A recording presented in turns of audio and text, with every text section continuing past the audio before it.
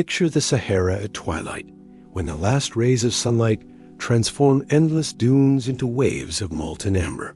The silence here is profound, not merely the absence of sound, but something deeper, older, as if the desert itself holds its breath. Above, the first stars pierce the darkening sky, the same constellations that have watched over this land for millennia. Below, beneath your feet, lies one of Earth's greatest mysteries. This is not simply a wasteland of sand and stone. Beneath these shifting dunes sleeps a hidden world. Rivers that once ran silver under ancient skies, cities whose spires caught the morning light, civilizations whose voices have been swallowed by time itself. The Sahara, this seemingly lifeless expanse, larger than the entire United States, guards secrets that could rewrite our understanding of human history. As night settles over the desert, the temperature plummets 40 degrees in a matter of hours. The sand, scorching just moments before, now radiates its stored heat into the star-drunk sky. In this transition between day and night, between burning and freezing, lies a metaphor for the Sahara itself, a land of extremes that has witnessed the rise and fall of countless generations. The wind carries whispers across the dunes, stirring grains of sand that may once have been the mortar of great walls, the dust of marketplaces where merchants from distant lands gathered to trade gold and stories.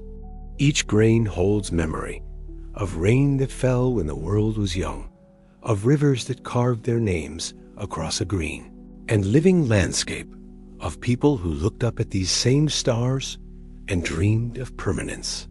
Tonight, as we stand on the edge of this vast silence, we begin a journey into the hidden heart of the Sahara. We will follow the ghost rivers beneath the sand, walk the buried streets of forgotten cities, and listen for the echoes of voices that spoke in languages lost to time. For the desert remembers everything, even if it chooses to share its secrets slowly, one grain of sand at a time. Beneath the relentless sun of today's Sahara, it becomes almost impossible to imagine this landscape as anything other than an ocean of sand. Yet scientists have uncovered a truth that challenges everything we think we know about this ancient land. The Sahara, this monument to aridity, was once a garden. 10,000 years ago, as the last ice age loosened its grip on the northern world, something extraordinary was happening across North Africa. Monsoon rains, drawn by shifting atmospheric patterns, began to fall where now only silence reigns. The transformation was neither quick nor simple, but rather a gradual awakening that unfolded across centuries, like a vast dormant seed finally receiving the water it needed to bloom. Paleoclimatologists have pieced together this hidden history through layers of sediment and the testimony of ancient pollen preserved in lake beds. Their evidence reads like a fairy tale written in geology. Vast grasslands stretched from the Atlantic to the Red Sea, punctuated by forests of oak and cedar that provided shade for creatures we now associate with the green heart of Africa. Elephants trumpeted across savannas, where today only the wind howls through empty valleys. The monsoons that fed this green Sahara were themselves a marvel of atmospheric engineering. As the Earth's orbit shifted in its cosmic dance, the summer sun fell more directly on the Saharan landmass, heating the air and drawing moisture-laden winds from the tropical Atlantic. These winds, pregnant with rain, swept inland and upward, releasing their precious cargo across a land eager to receive it. Lakes appeared where now only the hardest stone survives the sand-blasting winds.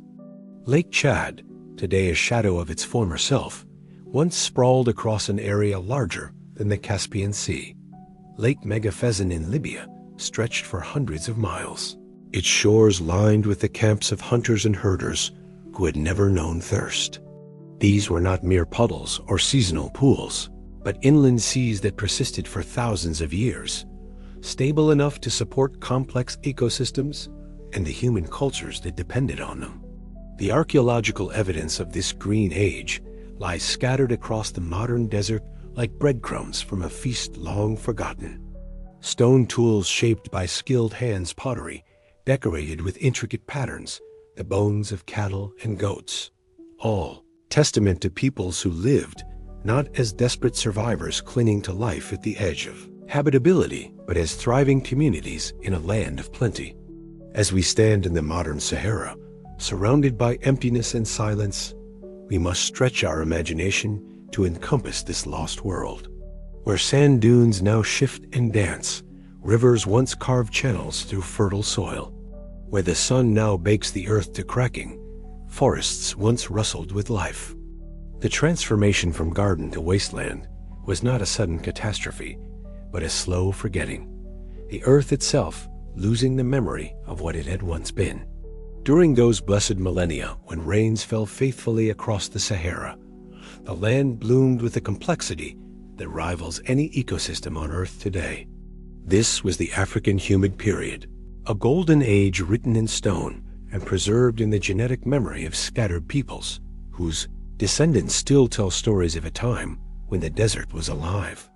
The Sahara of this epoch was not uniform in its green abundance. Rather, it was a patchwork of environments as diverse as the communities that inhabited them. In the highlands, montane forests cloaked the slopes of massifs that still rise above the modern sand sea.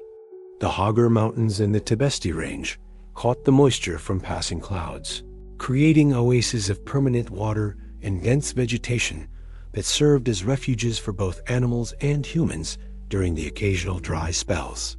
Across the vast central plains, an endless grassland rolled like a green ocean, broken by gallery forests that followed the meandering courses of perennial rivers. These waterways, fed by springs and seasonal floods, created ribbons of intense life that connected the scattered lakes and supported the great migrations of animals that moved with the rhythm of the seasons. The archaeological treasures of this period paint a picture of sophisticated societies that knew how to read the subtle signs of their environment. At sites like Gabiro in Niger, excavations have revealed the remains of two distinct peoples separated by 1,000 years of occupation. The earlier inhabitants were tall, robust people who hunted the large game that roamed the grasslands, hippos wallowing in rivers, crocodiles basking on sandy beaches, and vast herds of aurochs whose thundering hooves shook the earth. These ancient hunters left behind not just their bones and the tools of their trade, but something far more precious: art. Across the rock faces of the Sahara, in galleries that stretch for hundreds of miles, they painted and carved their world with breathtaking skill and obvious love. At Tassili Niger in Algeria, nearly 15,000 individual paintings and engravings record the daily life, spiritual beliefs, and environmental knowledge of peoples who saw the hand of the divine in every aspect of their green world. The images they left behind serve as windows into a vanished paradise.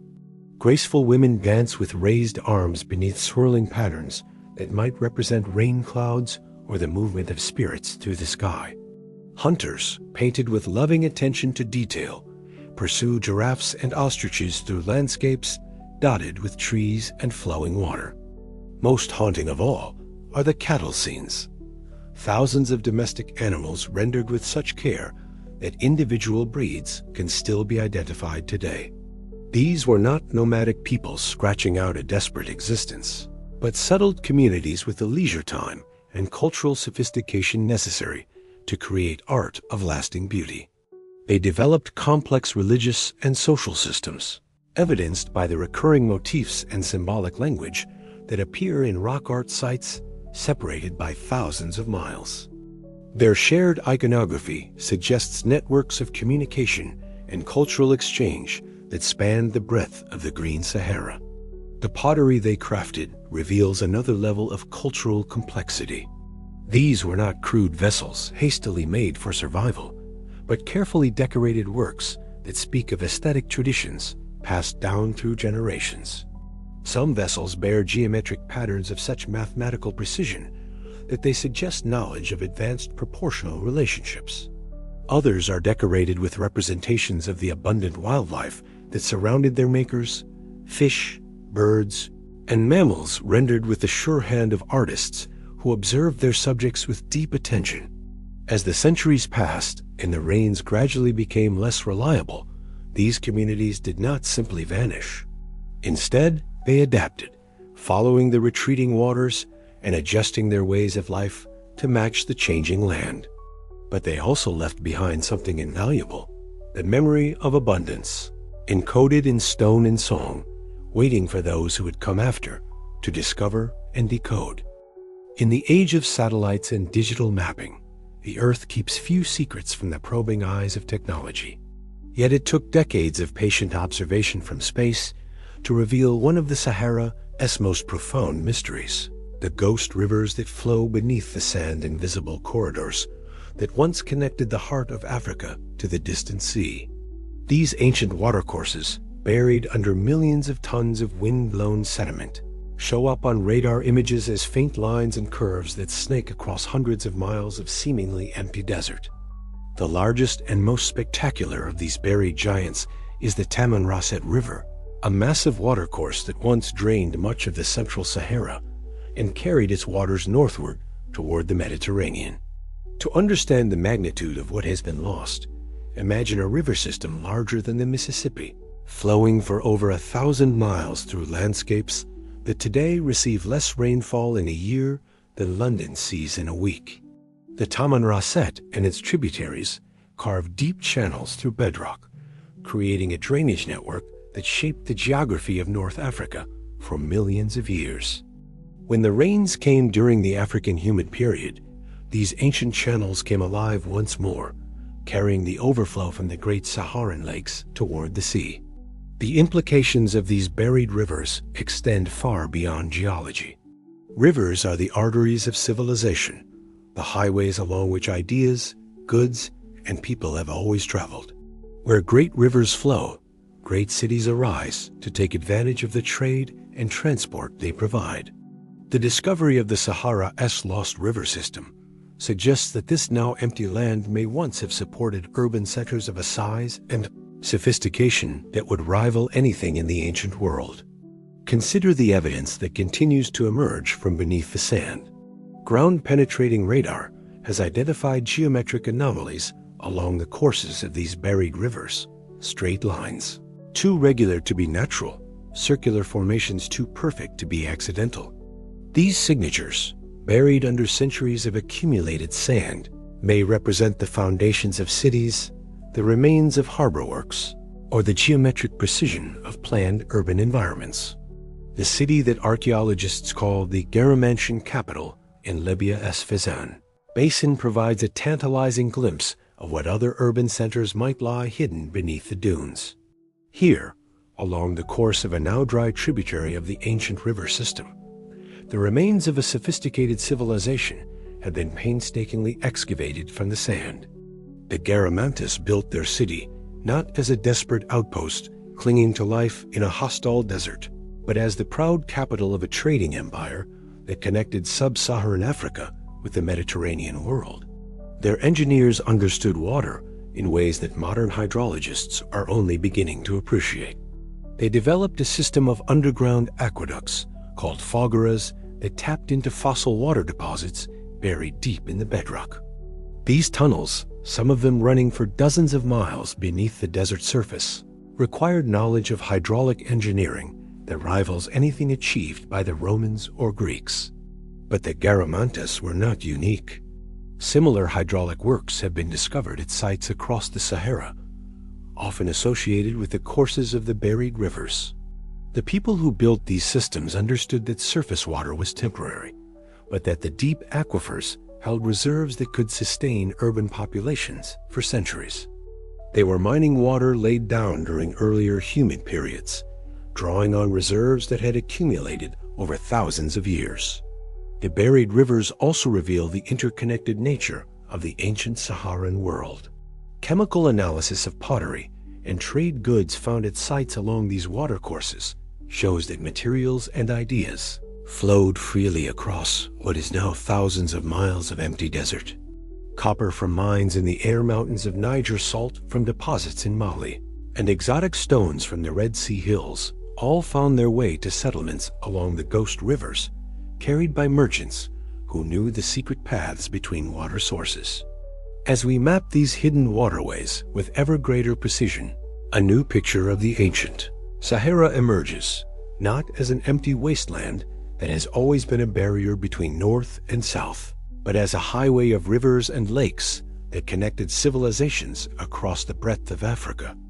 The sand that now buries this network of commerce and culture has preserved it like amber, waiting for the patient work of archaeologists and the penetrating gaze of modern technology to bring it back to light.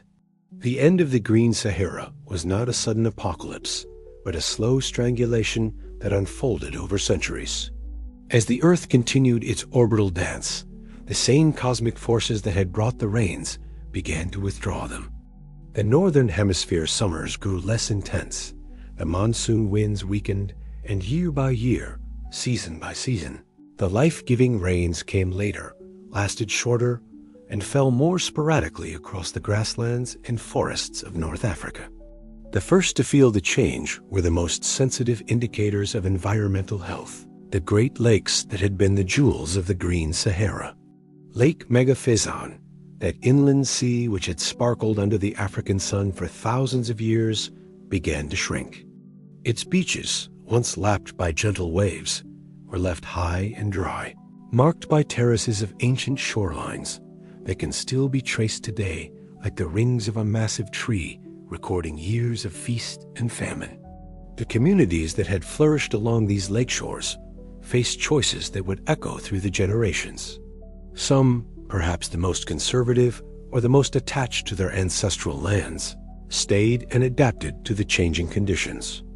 They dug deeper wells, developed new techniques for capturing and storing the increasingly precious rainwater, and gradually transformed their lake-centered way of life into something more austere but still sustainable. Others, however, looked toward the horizons and made a different choice. As the grasslands turned to scrub and the rivers ran less reliably, entire peoples began to move. This was not a panicked flight, but a calculated migration that unfolded over generations. They followed the retreating waters eastward toward the Nile Valley, carrying with them not just their possessions, but their accumulated knowledge, their understanding of astronomy, their skills in stonework and hydraulic engineering, their complex religious and social systems developed over millennia of life in the Green Sahara. The timing of this great migration coincides with one of the most puzzling phenomena in human history, the sudden emergence of complex civilization in the Nile Valley. For generations, Egyptologists have struggled to explain how a relatively simple agricultural society could have developed so rapidly into the sophisticated civilization that built the pyramids and created the elaborate religious and administrative systems of pharaonic Egypt. The answer may lie in the knowledge that arrived with the Saharan refugees. These were not primitive nomads seeking shelter, but representatives of cultures that had developed over thousands of years of life in a complex and challenging environment. They understood irrigation and water management, having developed techniques for tapping underground water sources and creating sustainable agricultural systems in semi-arid conditions. They were skilled astronomers, having spent generations tracking the movement of stars across clear desert skies. They had developed complex religious systems that saw the divine hand in the natural cycles of flood and drought, rain and sunshine. When these refugees from the drying Sahara encountered the regular floods of the Nile, they possessed the cultural and technical knowledge necessary to transform the river valley into something unprecedented in human history. The rapid development of Egyptian civilization may not have been a mysterious flowering of human genius, but rather the result of advanced Saharan cultures finding a new environment where their accumulated wisdom could flourish. This migration was not limited to the Nile Valley. Other streams of Saharan refugees moved south, following the retreating zone of reliable rainfall toward the grasslands of the Sahel and beyond. They carried with them the seeds of civilizations that would later emerge in the great trading cities of the Niger Bend, Timbuktu, Gao, and Jen, urban centers that served as bridges between the Arab world of the north and the forest kingdoms of equatorial Africa. Still others may have moved west, following the Atlantic coast or the seasonal rivers that still brought some water from the retreating interior. The megalithic cultures that emerged along Africa's Sea Atlantic coast, builders of stone circles and astronomically aligned monuments that rival their European counterparts, may represent another branch of the Saharan diaspora peoples who carried the wisdom of the desert to new lands, where it could take root and grow. As the last reliable rains failed and the Sahara completed its transformation into the desert we know today, something profound was lost to human memory. The great urban centers of the interior, deprived of their water sources, were gradually abandoned to the advancing sand. The trade routes that had connected civilizations across the breadth of Africa were cut, leaving isolated pockets of knowledge scattered like seeds on barren ground. But the legacy of the Green Sahara lived on in the cultures that had been shaped by its abundance. In the astronomical knowledge of ancient Egypt, in the hydraulic engineering of the Sudanese kingdoms, in the trading networks that connected the Mediterranean with sub-Saharan Africa, the wisdom of the lost Saharan civilizations continued to influence the course of human history long after their homeland had become a sea of sand and silence. Deep in the heart of the modern Sahara, where the sun hammers the earth with relentless intensity and the wind sculpts the landscape with patient artistry, archaeologists have uncovered something that should not exist: the remains of sophisticated urban centers that thrived when this land was already becoming desert. These are not the simple camps of nomads or the desperate refuges of peoples fleeing environmental collapse, but planned cities with impressive architecture, complex water management systems, and evidence of long-distance trade networks that connected them to civilizations thousands of miles away. The most remarkable of these urban centers is hidden in the Garamantian heartland of the Fezzan Basin in Libya, where Italian and British archaeologists have spent decades uncovering a civilization that flourished from about 500 BCE to 700 CE, long after the Sahara had transformed into a desert. The capital city they built, now known simply as Garama, was home to perhaps 20,000 people at its height, making it one of the largest urban centers in Africa during the classical period. What makes Garama extraordinary is not just its size, but its sophistication. The city was laid out according to a careful plan, with distinct residential, commercial, and ceremonial districts connected by broad avenues and an efficient drainage system. The houses of the wealthy were built around central courtyards designed to capture cool air and provide relief from the desert heat, while the workshops of craftsmen were positioned to take advantage of prevailing winds for ventilation. The most impressive structures in Garama were not palaces or temples, but the massive mud brick pyramids that served as royal tombs. These monuments, some reaching heights of over 30 feet, required sophisticated knowledge of engineering and construction techniques. Their geometric precision rivals that of much more famous monuments, and their survival in the harsh desert environment speaks to the skill of their builders.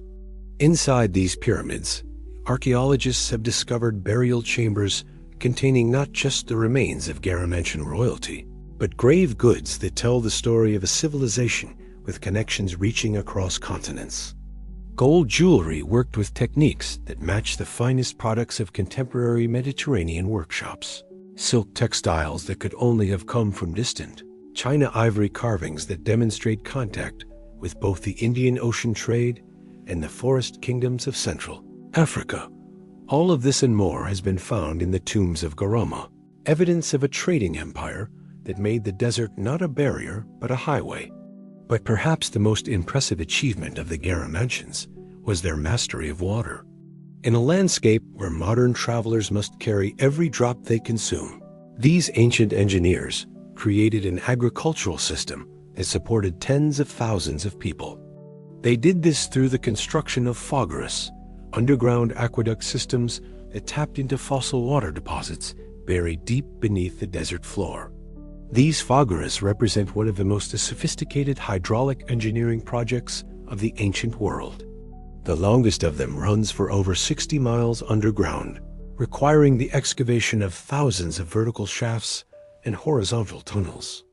The precision required to maintain the proper gradient over such distances, ensuring that water would flow steadily from the source to the city without either stagnating or rushing too quickly, demonstrates mathematical and engineering knowledge that rivals anything achieved by the Romans. The construction of these water systems required not just technical knowledge, but extraordinary social organization. Thousands of workers labored for generations to dig the tunnels and maintain the delicate balance of flows that kept the system functioning. The Garamantians developed specialized guilds of Fagra engineers, whose knowledge was passed down from father to son, creating a technical tradition that sustained their civilization for over 1,000 years. Similar evidence of sophisticated desert urbanization has been found at sites across the Sahara. In the Tibesti Mountains of Chad, the ruins of cities cling to cliff tops like stone flowers blooming from bare rock. These settlements, built by peoples whose names have been lost to history, show evidence of astronomical observation platforms, sophisticated metallurgy, and architectural techniques adapted to extreme desert conditions. The builders of these highland cities understood that survival in the desert required not just endurance, but intelligence. They positioned their settlements to take advantage of natural water sources and seasonal wind patterns, creating microclimates that made life not just possible, but comfortable. Their granaries, carved directly into cliff faces, could store food for years against the possibility of drought or siege. At Tassili Nasir in Algeria, the remains of another type of desert city can be found scattered across a landscape that seems too harsh to support human life. Here, the builders worked with the natural rock formations, creating structures that seemed to grow organically from the stone itself. These were not cities in the conventional sense, but networks of interconnected settlements that could expand and contract based on environmental conditions and the availability of resources. The art found at these sites reveals peoples who saw beauty and meaning in their harsh environment. Their rock paintings show not desperate survivors clinging to life, but confident communities celebrating their mastery of the desert. They painted scenes of abundance, cattle grazing in seasonal pastures, traders arriving with exotic goods, ceremonies honoring the spirits that brought rain and protected water sources. These ancient urban centers of the Sahara challenge our assumptions about the relationship between civilization and environment. They show that human ingenuity and social organization can create islands of prosperity even in the most challenging conditions. More importantly, they suggest that the modern Sahara may conceal many more such cities, waiting beneath the sand for archaeologists patient enough to find them and skilled enough to read their stories. In the annals of ancient history, the Garamantians occupy a unique position as perhaps the world's first civilization to achieve true mastery over desert conditions. While their contemporaries in Rome and Greece struggled to extend their influence beyond the Mediterranean coast, these remarkable people built a thriving empire in the heart of what is now the Sahara, turning the desert's greatest challenge, the scarcity of water, into the foundation of their power and prosperity. The secret of Garamantian success lay not in the conquest of the desert, but in their understanding of its hidden gifts. Deep beneath the sand and rock of the Fezzan Basin, fossil aquifers held water that had been trapped there since the age when the Sahara was green. This water, deposited during earlier humid periods and preserved in underground reservoirs, represented a treasure more valuable than gold. But accessing it required knowledge and engineering skills that would challenge even modern engineers. The Fagra system developed by the Garamantians was based on principles borrowed from Persian Qanat technology, but adapted and perfected for the unique conditions of the Sahara. The basic concept was elegantly simple: dig gently sloping underground channels that would tap into water-bearing rock formations in highland areas, and carry that water by gravity flow to agricultural areas and urban centers in the lowlands. The execution, however, was anything but simple. Each fagra began with the identification of a suitable water source, typically in areas where the water table intersected with highland terrain. From this source point, teams of specialized diggers would begin the painstaking process of excavating underground, channels that had to maintain a precise gradient, steep enough to ensure steady flow, but gentle enough to prevent erosion that could destroy the entire system. The construction process required the sinking of vertical access shafts every 35 to 40 meters along the entire length of the planned channel. These shafts, some of them reaching depths of over 60 meters, served multiple purposes. They allowed the removal of excavated material, provided access for maintenance and repair, and enabled the precise surveying necessary to maintain the proper gradient across distances that often exceeded 10 kilometers. The underground channels themselves were marvels of precision engineering. Typically about 1 meter high and 70 centimeters wide, they were lined with carefully fitted stone slabs that prevented seepage and maintained structural integrity even under the immense pressure of overlying sand and rock. At regular intervals, the channels were equipped with settling basins where sediment could collect and be removed, ensuring that the flow of water remained clear and steady. The longest of the Garamantian fogaras stretched for over 70 kilometers underground, making it one of the most extensive hydraulic engineering projects of the ancient world. The construction of such a system would have required the labor of hundreds of workers over several generations, as well as sophisticated organizational capabilities to coordinate the efforts of diggers, engineers, and maintenance crews across vast distances. But the fogaras were more than just engineering marvels. They were the economic foundation of a civilization. The water they delivered enabled the Garamantians to create extensive agricultural systems in areas that today support no permanent human habitation. Archaeological surveys have identified the remains of thousands of ancient field systems, complete with irrigation channels, storage reservoirs, and the foundations of farmhouses where families lived and worked for generations.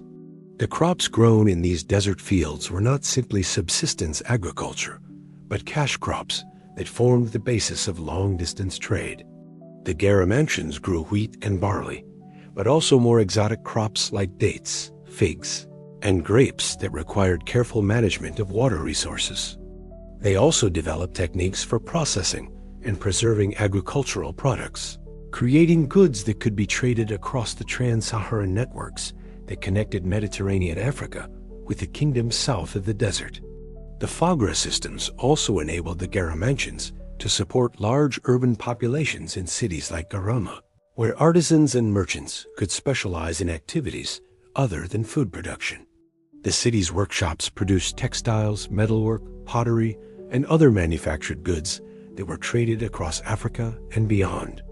Archaeological evidence shows that Garamantian products reached markets in Rome, Greece, and even India, while exotic goods from these distant lands found their way back to the heart of the Sahara.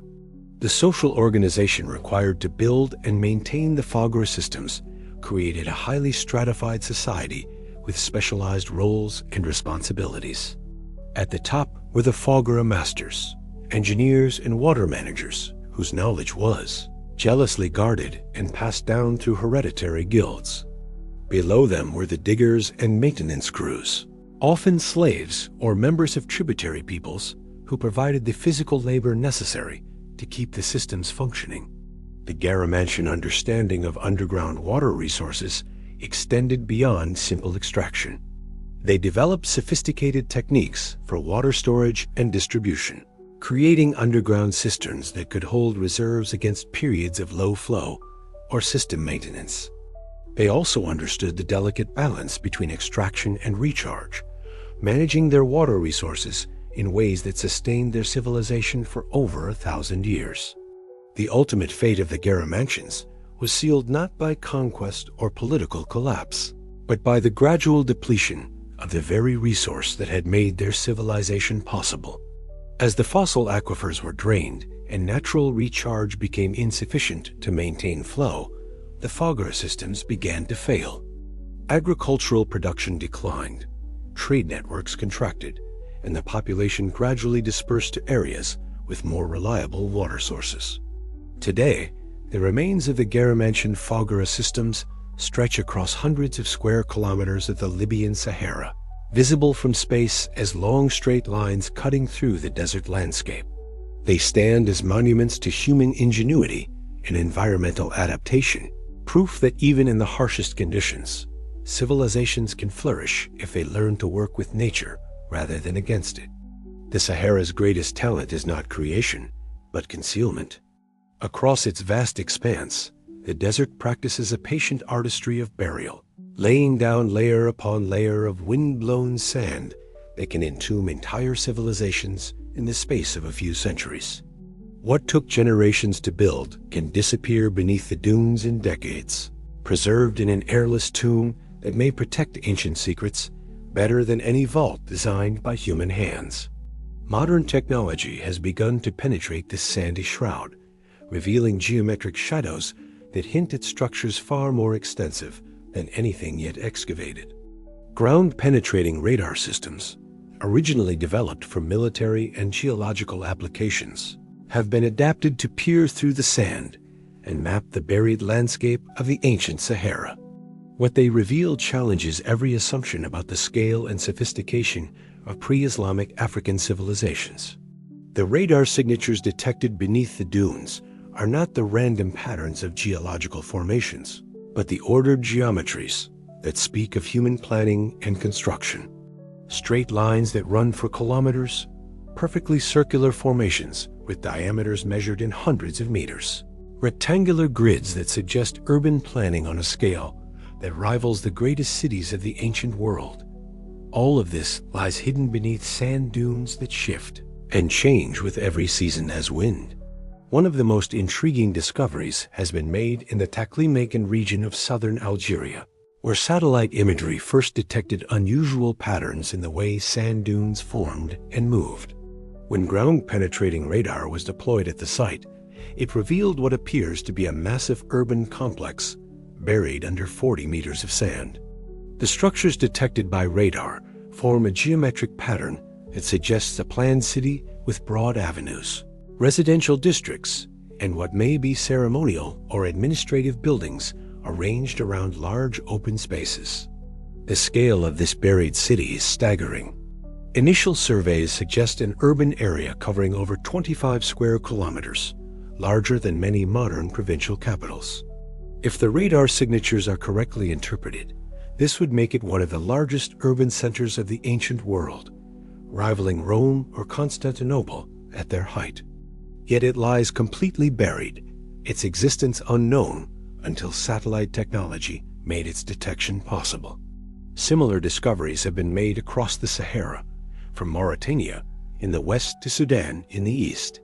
In the Merzouk Basin of Libya, magnetometer surveys have detected what appears to be an extensive network of buried structures connected by underground passages, or perhaps covered walkways. The magnetic signatures suggest buildings constructed primarily of stone, with some structures showing the characteristic patterns of multi-story construction. The preservation conditions beneath the sand are often extraordinary. Unlike archaeological sites exposed to the elements, buried desert sites exist in an environment of constant temperature and humidity, protected from the freeze-thaw cycles and chemical weathering that destroy surface ruins. Organic materials that would have decomposed centuries ago in other climates may still survive intact beneath the Sahara's protective blanket. This preservation potential extends beyond individual artifacts to entire architectural complexes.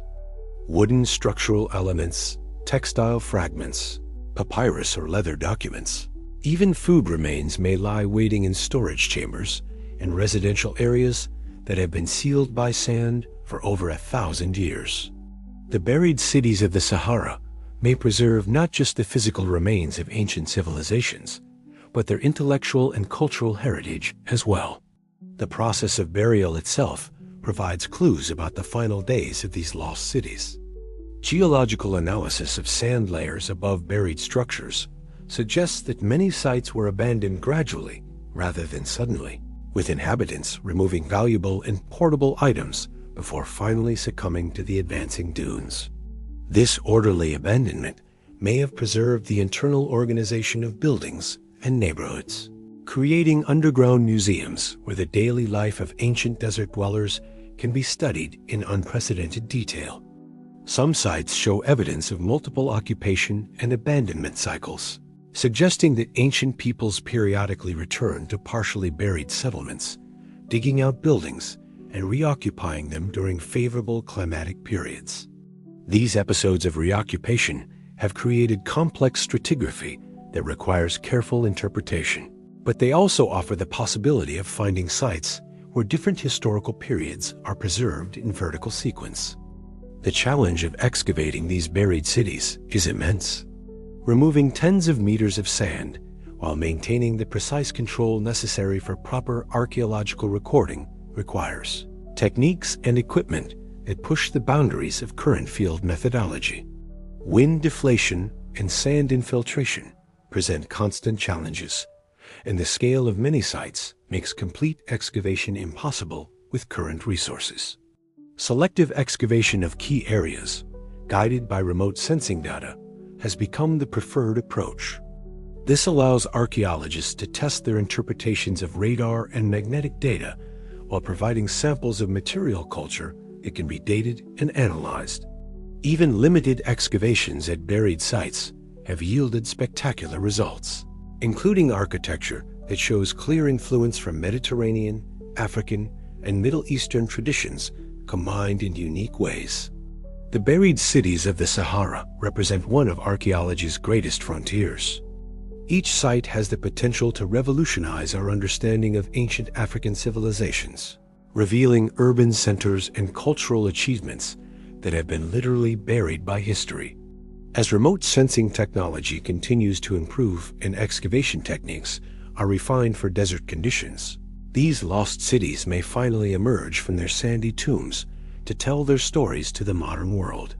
For now, they wait beneath the dunes, preserved in silence and darkness, holding secrets that may reshape our understanding of human civilization in Africa and beyond. The sand that buried them has also protected them, creating a vast archive of human achievement waiting for patient archaeologists to unlock its treasures.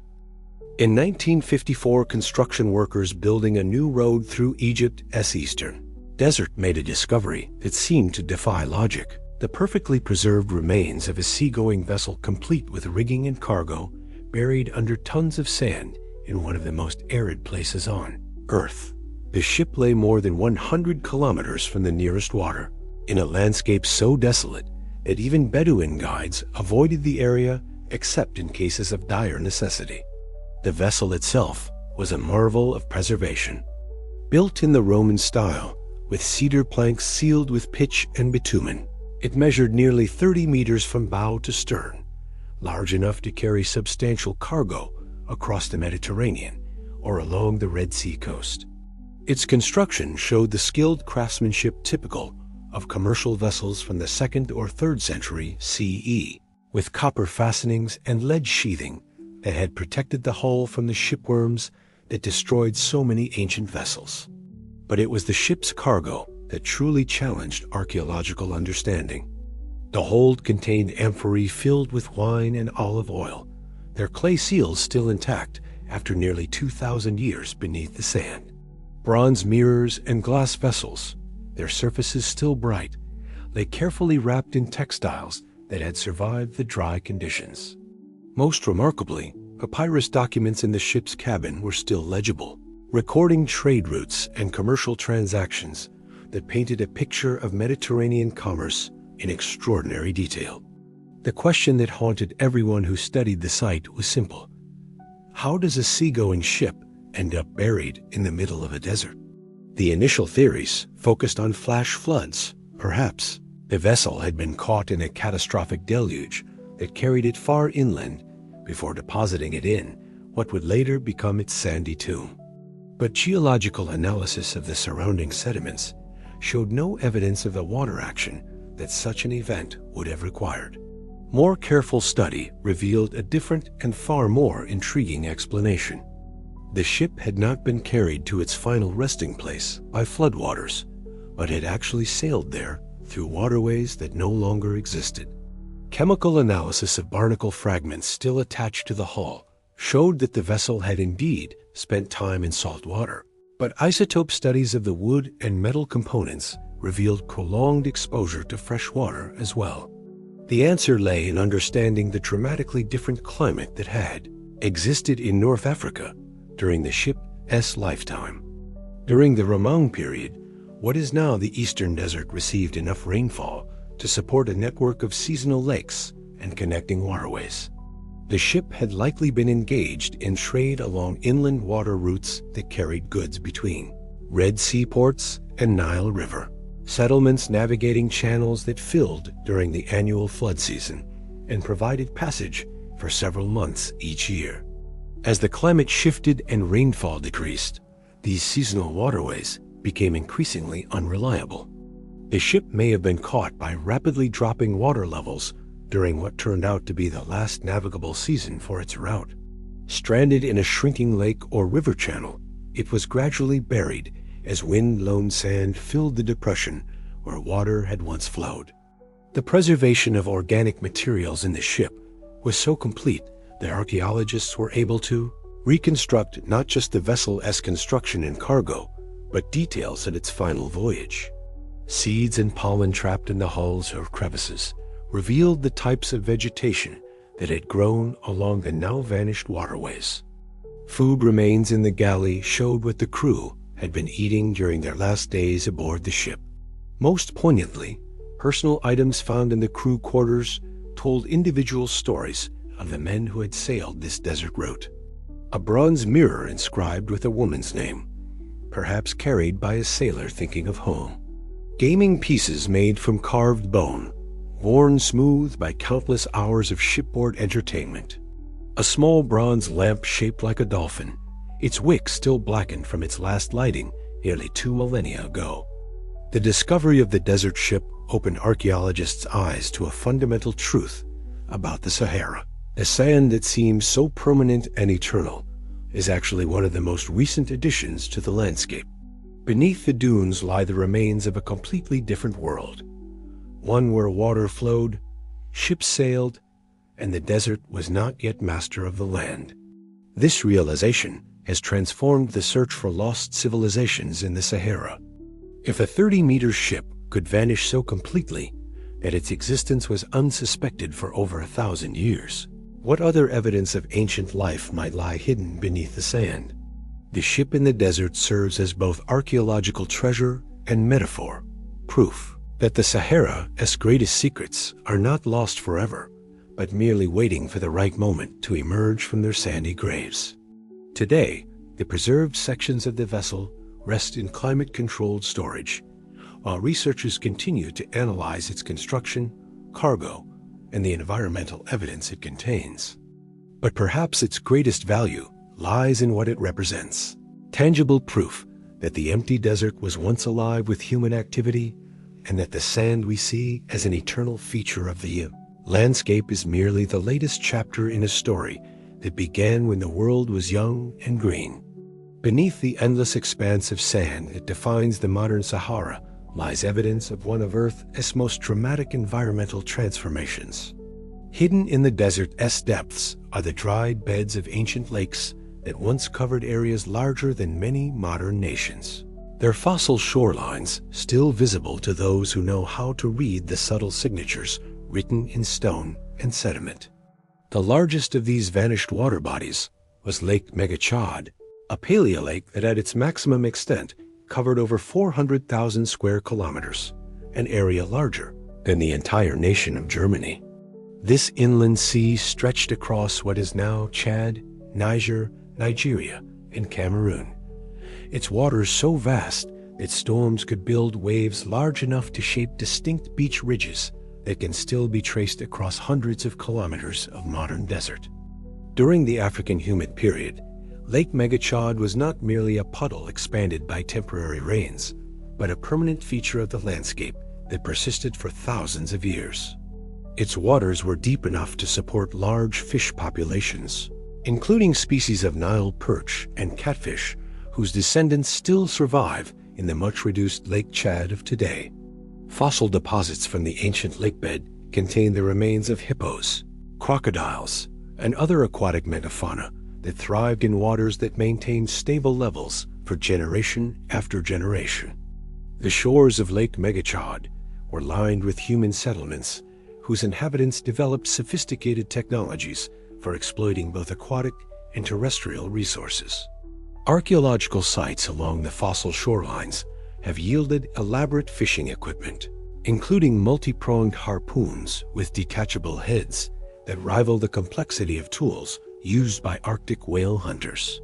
These ancient fishermen also crafted dugout canoes from trees that grew in gallery forests along the lake's tributaries, vessels large enough to venture far from shore in pursuit of deep water species. But Lake Megachod was not the only giant that once sparkled under African skies. In Libya's Fezzan Basin, Lake Megafezzan covered an area of over 70,000 square kilometers. Its waters fed by rivers that drained the highland areas of the central Sahara. This lake persisted even longer than its Chad counterpart, maintaining significant water levels well into the period when much of the Sahara had already begun its transformation into desert. The evidence of these ancient lakes extends far beyond simple geological deposits. Satellite imagery reveals intricate networks of beach ridges, deltaic deposits, and abandoned river channels that paint a detailed picture of how water moved across the landscape during the humid periods. The patterns are so clear that hydrologists can reconstruct the seasonal cycles of flooding and recession that characterized these ancient water bodies, revealing complex hydrological systems that supported diverse ecosystems. Perhaps most intriguingly, many of these paleolakes show evidence of having supported not just fishing communities, but complex trading networks that connected peoples across thousands of kilometers. Exotic stones and minerals found in archaeological sites along ancient shorelines could only have come from sources hundreds of kilometers away, suggesting that lake-based transportation systems enabled regular commerce between distant regions. The technology developed by the peoples of these lake civilizations was remarkably sophisticated. At sites along the fossil shores of Lake Megafezzan, archaeologists have found evidence of specialized fishing techniques that involved the construction of elaborate stone fish traps, designed to take advantage of seasonal fish migrations. These installations, some of them covering several hectares of lakebed, required sophisticated understanding of fish behavior and hydraulic engineering. The inhabitants of the lake shores also developed unique artistic traditions that reflected their aquatic environment. Rock art sites around ancient lake basins are dominated by images of fish, hippos, and crocodiles, rendered with extraordinary attention to anatomical detail. Some of these paintings show fishing scenes of remarkable complexity, with groups of people using nets, spears, and traps to harvest the abundance of the ancient waters. As the climate shifted and the lakes began to shrink, their human inhabitants faced choices that would shape the future of African civilization. Some communities followed the retreating waters, constantly relocating their settlements to remain close to the lake shores that provided their livelihood. Others adapted their technologies and social systems to deal with increasingly terrestrial conditions, developing new strategies for survival in a landscape where water was becoming scarce. The final desiccation of the great Saharan lakes was not a sudden event, but a process that unfolded over centuries. As water levels dropped, the lakes broke up into smaller bodies, separated by expanding areas of exposed lake bed. These remnant lakes continued to support human populations for generations, serving as refugia where knowledge and cultural traditions could be preserved even as the surrounding landscape transformed. Some of these ancient lake basins still contain water today, though much reduced from their former glory. Lake Chad, the remnant of the mighty Lake Megachod, continues to support fishing communities whose techniques and cultural practices may preserve echoes of traditions that developed when their ancestors lived beside vast inland seas.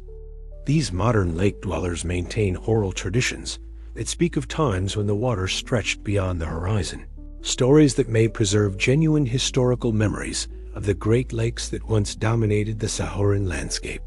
The sediments of these ancient lakes preserve more than just geological history. They contain detailed records of environmental change that allow scientists to reconstruct the climate conditions that made such water bodies possible. Pollen grains, microscopic freshwater organisms, and chemical signatures in lake sediments provide a year-by-year record of precipitation, temperature, and vegetation changes that spans thousands of years. This environmental archive reveals that the Great Saharan Lakes were not simply victims of gradual climate change, but active participants in the climate system that sustained them. The vast water surfaces created local weather patterns that helped maintain the monsoon systems responsible for the rainfall that fed them. As the lakes shrank, they lost their ability to moderate local climate, accelerating their own desiccation in a feedback loop that ultimately transformed green lakeshores into the sand dunes we see today. Across the rocky walls and sheltered caves of the Sahara, an extraordinary artistic legacy awaits those patient enough to seek it out. Here, painted and carved by hands that worked thousands of years ago, is one of the world's most extensive galleries of prehistoric art, a visual library that documents not just the daily life of ancient desert peoples, but their complex spiritual relationship with the cosmos above and the animals that sustained them. The artists who created this vast open-air museum lived during the Sahara's Green Age, when grasslands stretched from the Atlantic to the Red Sea and seasonal rains supported herds of cattle whose descendants now graze in regions hundreds of kilometers to the south. These were not the desperate survivors of environmental collapse that early archaeologists imagined, but sophisticated peoples with the leisure time and cultural complexity necessary to create art of enduring beauty and profound meaning. At Tassili Nazir in Algeria, perhaps the most spectacular concentration of Saharan rock art, nearly 15,000 individual paintings and engravings cover the surfaces of sandstone cliffs and boulder fields across an area of 72,000 square kilometers. The art here spans thousands of years, creating a visual timeline that documents the gradual transformation of the Sahara from green paradise to arid desert.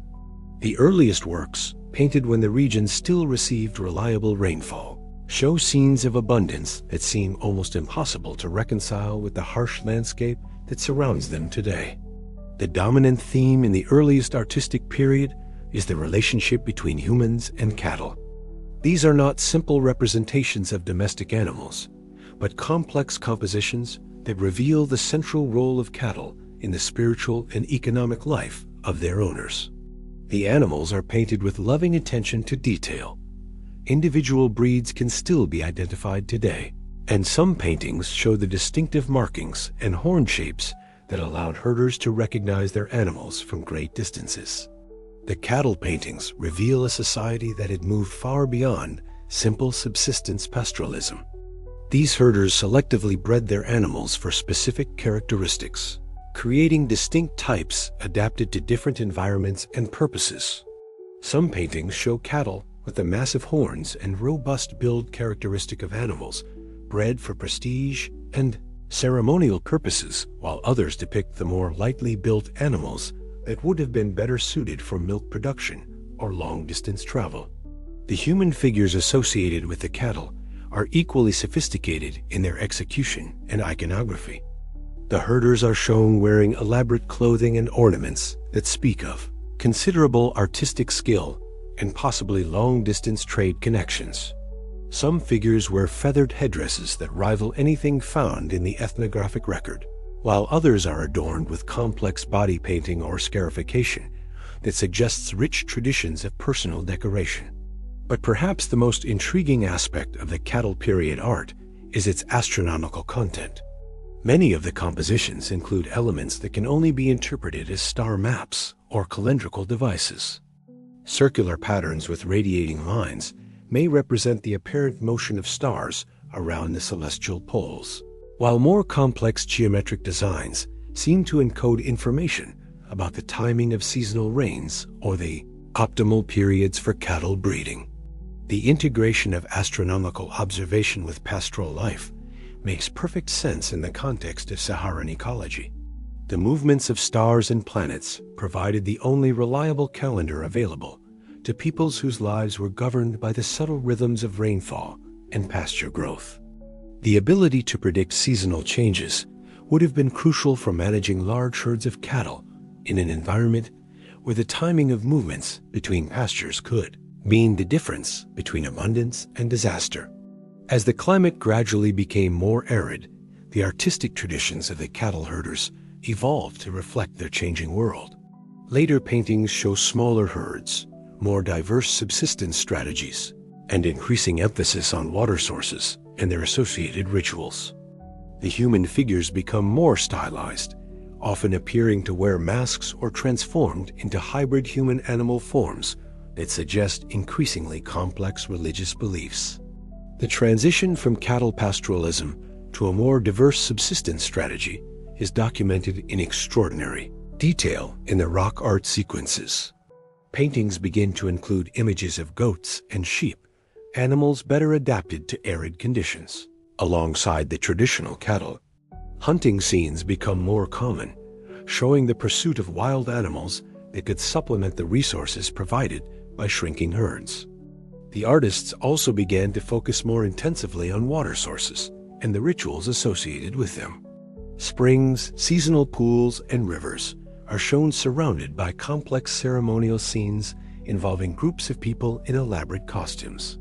These paintings may document the development of rainmaking, ceremonies, and water management rituals that became increasingly important as reliable water sources became scarce. One of the most mysterious aspects of Saharan rock art is the recurring motif of round-headed figures, stylized human forms with large circular heads and bodies that seem to float rather than walk. These enigmatic figures appear in paintings across thousands of kilometers of desert, suggesting either widespread cultural contact or shared mythological traditions. Some researchers have interpreted them as representing ancestral spirits or deities associated with rain and fertility, while others see them as evidence of early astronomical priests who wore masks during ceremonies. The round-headed figures are often associated with scenes that can only be described as ritualistic or ceremonial. They appear in compositions showing groups of people engaged in complex activities around water sources, participating in what may be initiation ceremonies, or involved in interactions with animals that suggest totemic or shamanic practices. The artistic traditions documented in Saharan rock art did not simply disappear when the desert became too arid to support large-scale pastoralism. Instead, they evolved and adapted, eventually influencing the artistic traditions of peoples who migrated to more favorable environments. The cattle-centered iconography of ancient Saharan art can be traced in the religious and artistic traditions of Nile Valley civilizations, while the astronomical knowledge encoded in rock paintings may have contributed to the sophisticated calendar systems developed by later African kingdoms. The people of the cattle in the sky left behind more than just beautiful art. They created a visual record of humanity's relationship with environmental change that speaks directly to our modern concerns about climate and adaptation. Their paintings show how sophisticated societies can flourish even in challenging environments, but they also document the gradual process of environmental degradation that ultimately forced entire civilizations to reinvent themselves or face extinction. In the world of archaeology, few subjects generate as much passionate debate as the true nature of ancient Saharan civilizations. On one side stand the academic establishment, careful scholars who interpret the evidence through the lens of conventional archaeological methodology, constructing models of gradual cultural development and environmental adaptation. On the other side are the alternative researchers and theorists who see in the scattered ruins and enigmatic artifacts evidence of sophisticated civilizations that challenge our fundamental assumptions about the pace and pattern of human cultural evolution. The mainstream archaeological interpretation of Saharan prehistory follows a logical and well-documented progression. According to this view, the peoples of the Green Sahara were primarily pastoralists and hunter-gatherers who developed increasingly complex social organizations in response to environmental challenges. They built impressive settlements, like those of the Garamantians, developed sophisticated technologies, like the Foggara irrigation systems, and created extensive trade networks that connected North Africa with both the Mediterranean world and sub-Saharan regions. This interpretation emphasizes the gradual nature of cultural development, seeing each innovation as a logical response to specific environmental or economic pressures. The Garamantian cities, in this view, represent the culmination of centuries of adaptation to desert conditions rather than the sudden appearance of advanced civilization. The sophisticated water management systems are understood as indigenous African innovations that developed over generations of trial and error, rather than evidence of advanced technical knowledge from unknown sources. Academic archaeologists point to the continuity they see in the archaeological record, the gradual evolution of pottery styles, the incremental improvement in metallurgical techniques, the slow expansion of trade networks. They interpret the artistic traditions documented in rock art as reflecting the spiritual and practical concerns of pastoral peoples, with astronomical elements, representing practical knowledge needed for navigation and seasonal planning, rather than evidence of advanced scientific understanding. This mainstream interpretation has the advantage of being conservative and methodical, relying on well-established principles of archaeological inference and avoiding spectacular claims that cannot be adequately supported by physical evidence. It also fits comfortably within broader models of African cultural development that emphasize indigenous innovation and adaptation rather than external influence or mysterious origins.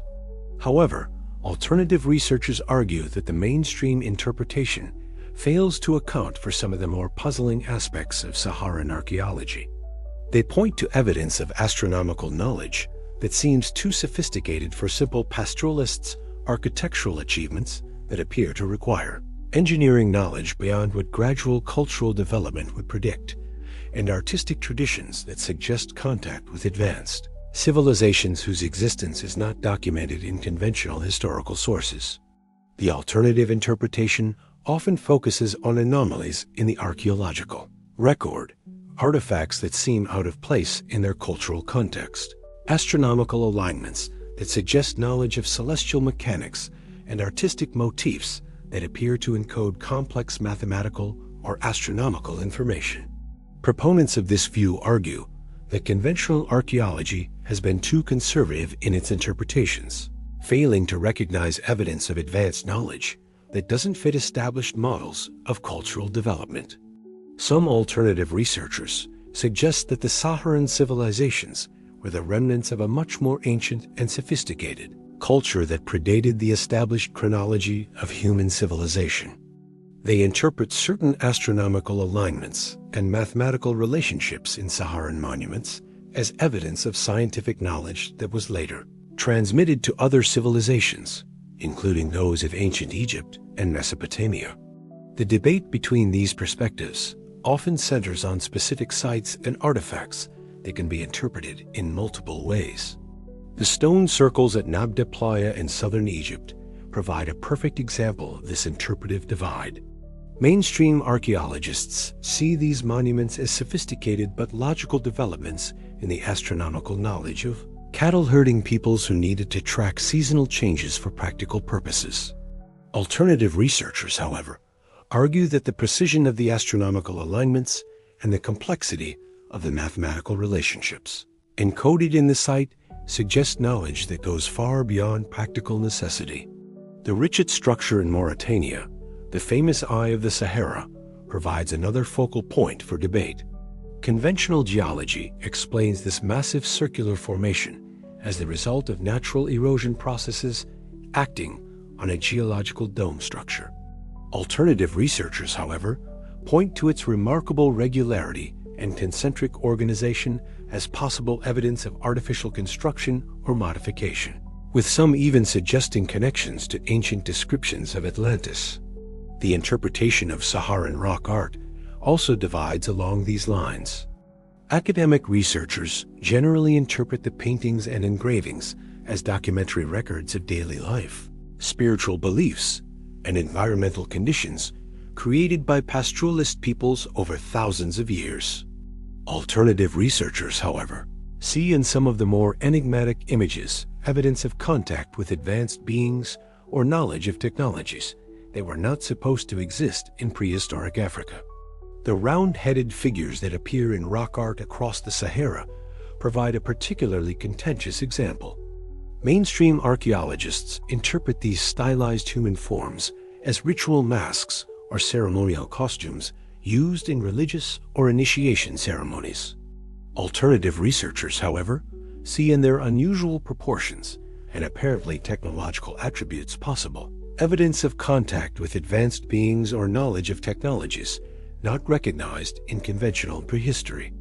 The debate over Saharan civilizations reflects broader tensions within archaeology between conservative interpretation of evidence and more speculative approaches that are willing to consider possibilities outside established paradigms. Both approaches have their strengths and limitations. The mainstream emphasis on careful documentation and conservative interpretation has built a solid foundation of knowledge about Saharan prehistory, but it may also limit recognition of evidence that doesn't fit established models. Alternative approaches, while often criticized for insufficient rigor in their use of evidence, sometimes identify patterns and connections that more conventional analysis might overlook. They also serve an important function in challenging established assumptions and encouraging researchers to consider new possibilities in their interpretation of archaeological evidence. The resolution of these debates will likely require new types of evidence and new analytical techniques that can provide more definitive answers to questions about the sophistication and achievements of ancient Saharan civilizations. Advanced dating techniques, improved methods for analyzing astronomical alignments, and more comprehensive survey methods may eventually provide the evidence needed to distinguish between competing interpretations. Ultimately, both mainstream and alternative approaches to Saharan archaeology share a common fascination with the idea that the modern desert may conceal evidence of human achievements that were far more sophisticated than previously recognized. Whether these achievements represent the logical culmination of indigenous African cultural development or evidence of more mysterious origins, they continue to challenge our understanding of humanity's relationship with one of Earth's most extreme environments. In the 8th century BCE, when Egypt was fragmented and weak, when the Great Pyramids were already ancient monuments whose builders had been forgotten, a new power arose from the south to claim the throne of the pharaohs. These were the kings of Kush, rulers of a civilization that had flourished in the Nubian highlands while maintaining deep connections to the desert peoples who lived beyond the reach of the Nile's life-giving waters. The Kushite pharaohs, whom historians would later call the Black Pharaohs, ruled Egypt for nearly a century, establishing the 25th dynasty and restoring Egyptian power and cultural prestige after generations of decline. But their true significance may lie not in their conquest of Egypt, but in their role as the inheritors and preservers of knowledge that originated in the lost civilizations of the Sahara itself. The story begins with Pi, a Kushite king whose army swept northward from his capital at Napata, deep in what is now Sudan. Unlike previous conquerors who had taken Egypt by force and ruled it as foreign occupiers, Pi and his successors presented themselves as the legitimate pharaohs, the rightful heirs to a tradition that they claimed stretched back to the very origins of Egyptian civilization. This claim was not mere political propaganda. Archaeological evidence suggests that the Kushite understanding of Egyptian religion, art, and architecture was in some ways more authentic and conservative than that of the Egyptians themselves. The Kushite pharaohs restored temples that had been neglected for centuries, revived religious practices that had been abandoned, and commissioned art that returned to classical Egyptian styles with a purity that suggests access to sources of knowledge that had been lost in Egypt proper. But where did this knowledge come from? The answer may lie in the desert routes that connected the Kushite heartland with regions far to the west trade networks that reached deep into the Sahara and may have preserved cultural and technical traditions that originated in the lost civilizations of the Green Sahara. The Kushite capital at Napata was positioned at the intersection of Nile Valley civilization and the trans-Saharan trade routes that carried goods and ideas across the breadth of Africa. Caravans from the kingdoms of the Western Sudan brought gold, ivory, and exotic stones to the markets of Napata, but they also brought something more valuable: oral traditions and technical knowledge that may have originated in the sophisticated urban centers that had once flourished in the Green Sahara. The Kushite pharaohs built pyramids, but not in imitation of their ancient Egyptian predecessors. Instead, they developed a distinctive style that combined Egyptian architectural principles with design elements that can be traced to the desert civilizations of the Central Sahara. Their burial chambers contained not only traditional Egyptian grave goods, but also artifacts that suggest contact with peoples and traditions from across the desert. Most intriguingly, the Kushite pharaohs demonstrated knowledge of astronomical principles that went beyond what was recorded in surviving Egyptian texts. Their temples and pyramids were aligned with celestial events that required sophisticated understanding of precession and other long-term astronomical cycles. This knowledge may have been preserved in the oral traditions of desert peoples who had maintained astronomical observations continuously since the time when the Sahara was green. The Kushite understanding of water management also suggests connections to the sophisticated hydraulic engineering traditions that had developed in the desert civilizations. At Napata and other Kushite sites, archaeologists have found evidence of irrigation and water storage systems that employed techniques similar to those used by the Garamantians and other Saharan peoples. These systems were not simply copied from Egyptian models, but represented an independent tradition of desert engineering that may have had ancient roots. The artistic traditions of the Kushite pharaohs also reveal connections to the broader African world beyond the Nile Valley. Their sculptural styles incorporated elements that can be traced to the rock art traditions of the Sahara, while their religious iconography included symbols and motifs that appear in the spiritual traditions of peoples across the African continent. When the Assyrians finally drove the Kushite pharaohs from Egypt in the 7th century BCE, they retreated not in defeat, but in a calculated withdrawal that allowed them to preserve their independence and their cultural traditions. From their new capital at Meru, they continued to rule a kingdom that maintained connections with both the classical world and the African interior for another 1,000 years. The Meroitic period saw the flowering of a unique African civilization that served as a bridge between the ancient traditions of the Sahara and the emerging kingdoms of medieval Africa. The Meroites developed their own writing system, distinct from Egyptian hieroglyphs, but clearly influenced by the same underlying principles.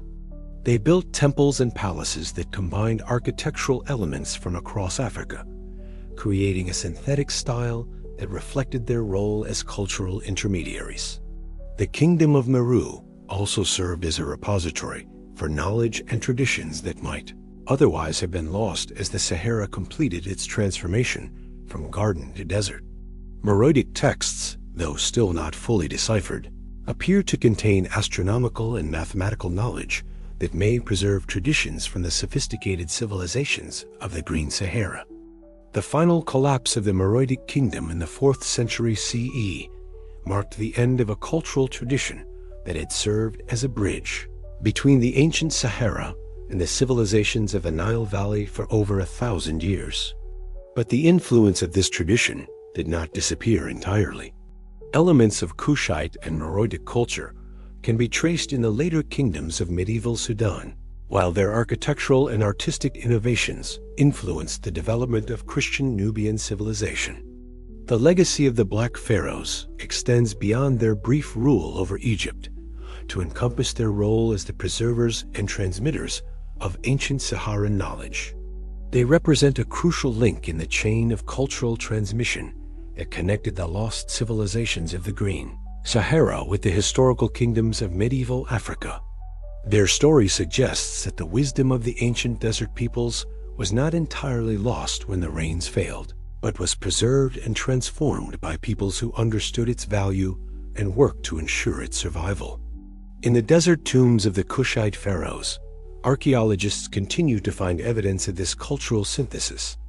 Artifacts that blend Egyptian Saharan and sub-Saharan African traditions in ways that reflect the complex networks of knowledge and trade that once connected civilizations across the breadth of Africa.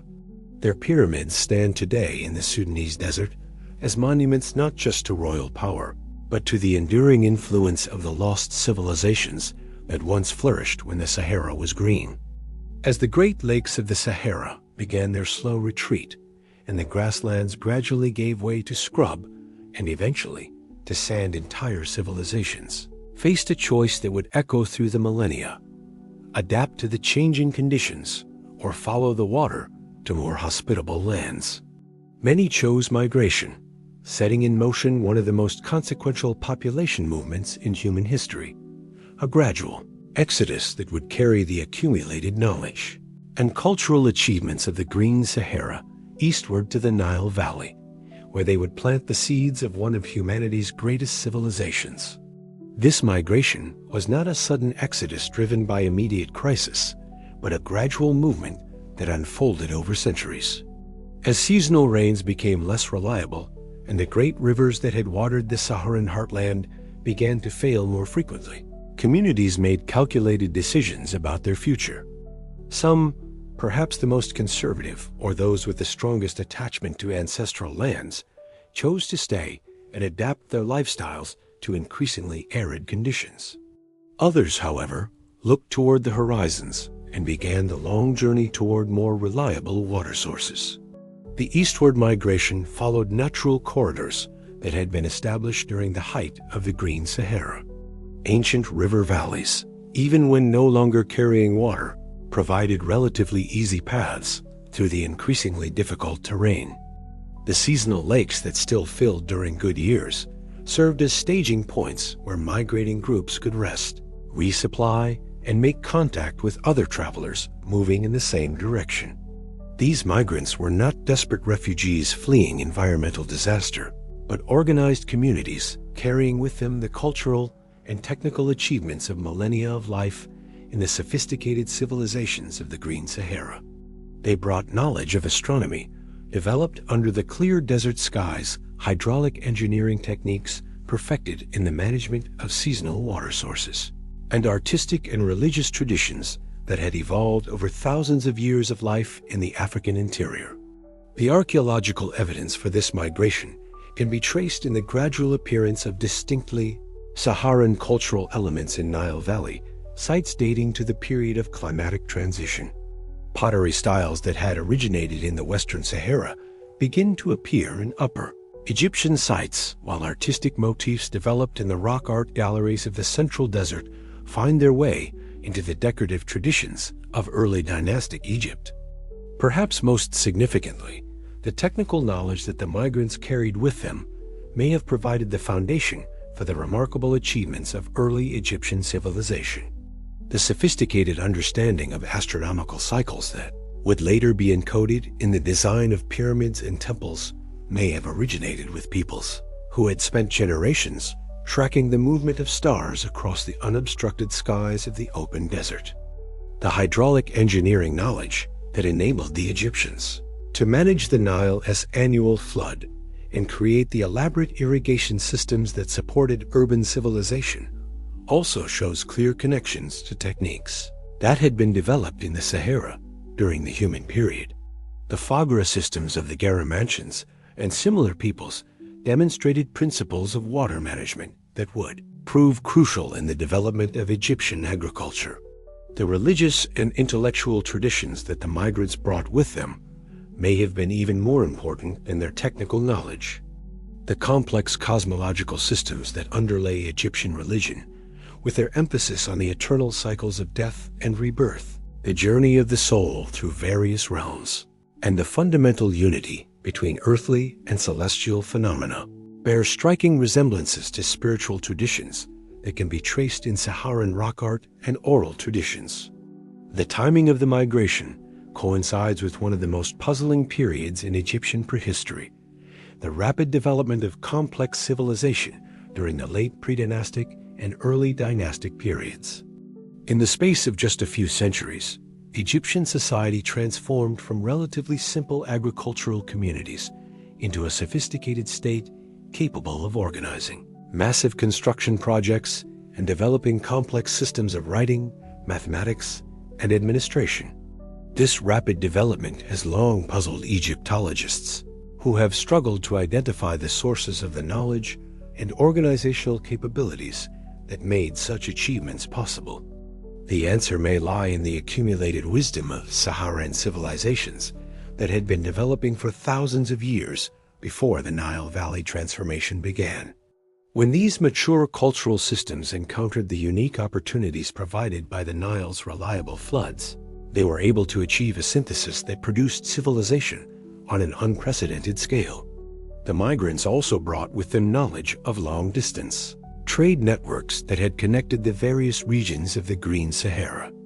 These trade relationships provided the foundation for Egypt's later commercial connections with both sub-Saharan Africa and the Mediterranean world. The routes that had carried goods between the lakes and cities of the humid Sahara were adapted to connect the Nile Valley with the gold mines of Nubia, the incense gardens of Punt, and eventually with the trading centers of Levant and Mesopotamia. The cultural synthesis that resulted from this migration was not a simple transfer of Saharan traditions to a new environment, but a creative adaptation that produced something entirely new. The migrants encountered indigenous Nile Valley peoples with their own cultural traditions and technical innovations, leading to a blending of influences that enriched both traditions. The process of cultural integration can be traced in the gradual evolution of Egyptian art and iconography during the early historical period.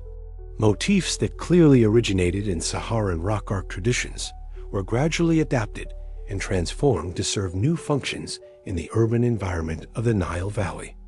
The cattle imagery that had been central to Saharan spiritual traditions evolved into the complex animal symbolism that characterized Egyptian religion. The astronomical knowledge that had been developed for practical purposes in the desert environment was expanded and refined for use in the more complex religious and administrative systems of early Egyptian civilization. The calendar systems that had been used to track seasonal changes in the Sahara were adapted to serve the needs of agricultural planning and religious observance in the Nile Valley. As Egyptian civilization reached its classical form during the Old Kingdom period, the Saharan influences became increasingly integrated with other cultural elements, creating a synthetic tradition that was uniquely Egyptian, but retained deep roots in the desert traditions of its founders. The Great Pyramids of Giza, with their precise astronomical alignments and sophisticated engineering, may represent the ultimate expression of knowledge systems that had their origins in the lost civilizations of the Green Sahara. The Great Migration toward the Nile was not the only movement of peoples during the period of Saharan desiccation. Other streams of migrants moved south toward the emerging kingdoms of the Sudan, west toward the Atlantic coast, and north toward the Mediterranean shores. Each of these movements carried elements of Saharan civilization to new environments, where they would influence the development of different cultural traditions. But it was the eastward migration to the Nile Valley that would have the most profound and lasting impact on world history. The civilization that emerged from the synthesis of Sahara knowledge and Nile Valley opportunities would become one of humanity's greatest achievements, influencing the development of art, architecture, science, and religion across the ancient world and leaving monuments that continue to inspire wonder and admiration more than 4,000 years after their construction. In the age of satellite technology and digital cartography, the Sahara has begun to reveal secrets that were invisible to ground-based observers for thousands of years. From orbital altitudes of several hundred kilometers, instruments capable of penetrating sand and detecting subtle variations in surface texture have uncovered patterns beneath the dunes that challenge our understanding of ancient human capabilities in one of Earth's most challenging environments. The patterns revealed by these space-based observations are not the random signatures of geological processes, but geometric arrangements that speak unmistakably of human planning and construction. Straight lines that extend for dozens of kilometers across terrain that shows no natural reason for such regularity. Perfect circles with diameters measured in city blocks, their circumferences maintained with mathematical precision across landscapes where no modern surveyor would attempt such work without sophisticated equipment.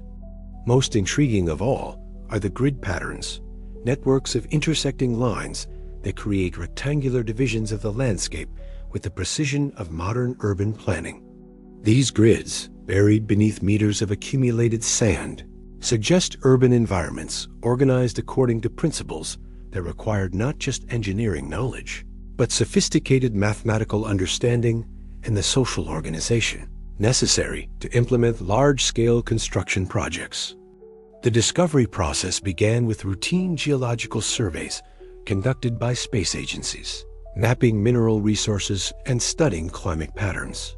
Radar systems designed to penetrate cloud cover and detect subsurface geological features began picking up anomalies that didn't match any known natural formations.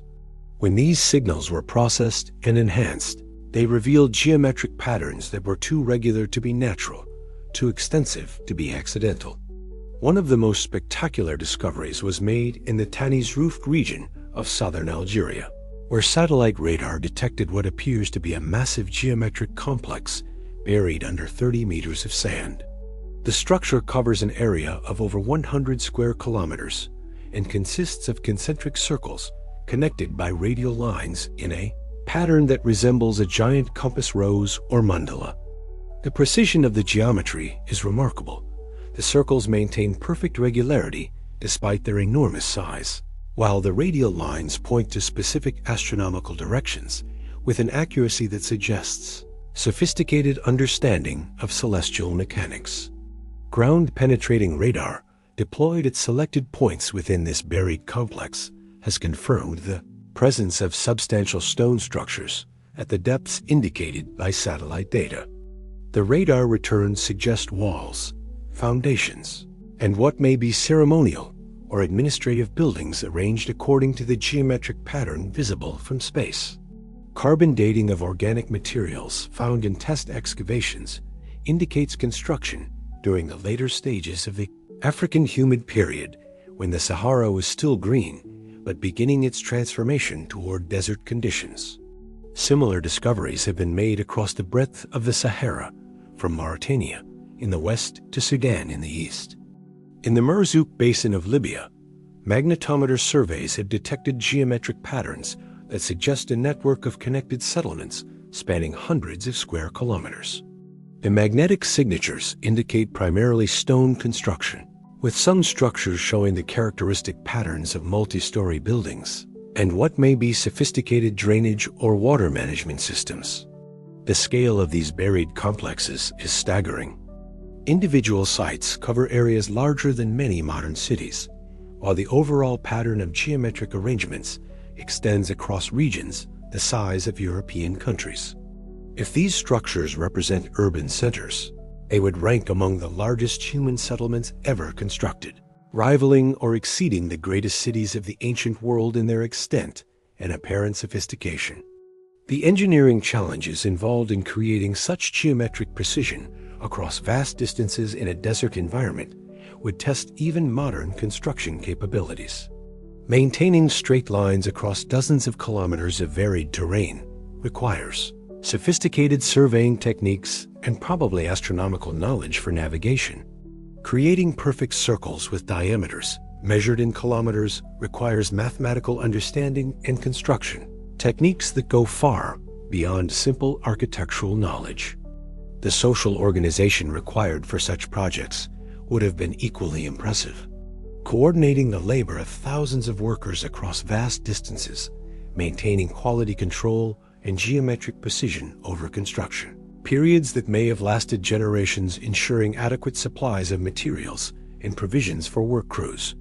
All of this suggests administrative and logistical capabilities that rival those of any ancient civilization. The question of why such geometric precision was considered important provides insights into the intellectual and spiritual world of the ancient Saharan civilizations. The emphasis on perfect circles, straight lines, and regular grids suggests a worldview that saw geometric harmony as reflecting deeper truths about the structure of reality. The astronomical alignments built into many of these patterns indicate that their builders saw connections between earthly and celestial geometry. Some of the buried geometric complexes show clear astronomical significance. The radial lines of the Tanes roofed structure point to the rising and setting positions of specific stars and constellations, while the circular elements may represent celestial cycles or the apparent motion of heavenly bodies around the celestial poles. These alignments suggest that the structures served not just practical purposes, but also ritual or ceremonial functions related to astronomical observation and spiritual practice. The preservation of these geometric patterns beneath the sand has created an archaeological resource of unprecedented value. Unlike surface ruins that have been modified by centuries of weathering, treasure hunting, and modern development, the buried structures of the Sahara remain essentially unchanged from the time of their abandonment. They preserve the original intentions of their builders with a fidelity that is rarely found in archaeological sites from such ancient periods.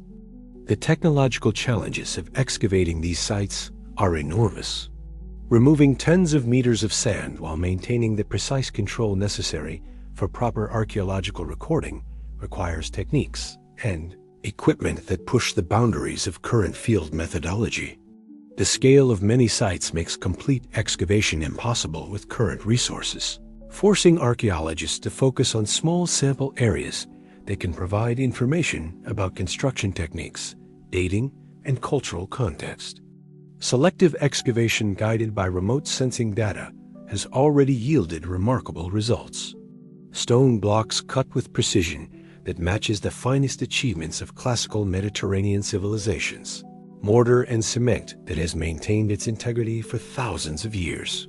And foundation systems that demonstrate sophisticated understanding of desert construction techniques. The artifacts found in association with these structures suggest complex cultural traditions and extensive trade connections that link the Saharan interior with civilizations across Africa and beyond. The geometric patterns buried beneath the Sahara represent one of archaeology's greatest frontiers. Each new discovery adds to our understanding of ancient human capabilities and challenges our assumptions about the relationship between civilization and environment. The precision and scale of these buried structures suggest that the ancient Sahara supported civilizations that were far more sophisticated than previously imagined cultures that combined advanced technical knowledge with spiritual and intellectual traditions that saw profound meaning in geometric harmony and astronomical observation.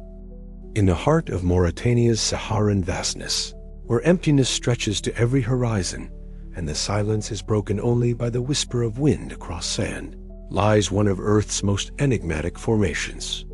The Richet structure, known locally as the Eye of the Sahara, presents itself as a massive bullseye, pattern visible from space, a series of concentric circles that measure nearly 50 kilometers in diameter and rise from the desert floor like the remains of some colossal architectural project whose purpose has been lost to time. From ground level, the Richet structure reveals little of its true nature.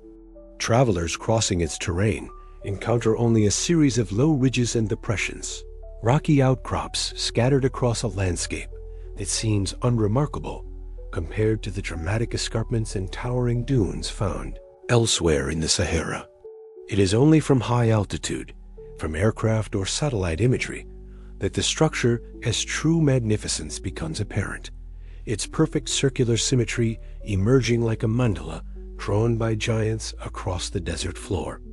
The conventional geological explanation for the Richet structure describes it as the eroded remains of a geological dome, created when molten rock pushed upward through overlying sedimentary layers without quite reaching the surface. Over millions of years, the argument goes, differential erosion wore away the softer rocks more quickly than the harder ones, creating the concentric pattern of ridges and valleys that we see today. This process, known as structural inversion, has produced similar, though smaller, formations in other parts of the world. Yet even within the geological community, the Richet structure presents puzzles that conventional explanations struggle to address. The remarkable regularity of the circular pattern exceeds what most geological processes would produce. Natural erosion typically creates irregular, asymmetrical patterns that reflect variations in rock hardness, climate conditions, and water flow. The Richet structure's near-perfect symmetry suggests influences that operated with unusual consistency over enormous periods of time. The structure's composition adds further complexity to the geological puzzle. While the outer rings consist primarily of sedimentary rocks that fit the conventional erosion model, the central area contains igneous rocks that suggest volcanic activity. However, there is no evidence of the type of explosive volcanism that would typically create such a large circular feature. The igneous rocks appear to have formed through processes that are not well understood and that may not have analogs in the current geological record. For alternative researchers, the Richet structure's anomalous characteristics suggest possibilities that extend far beyond conventional geology.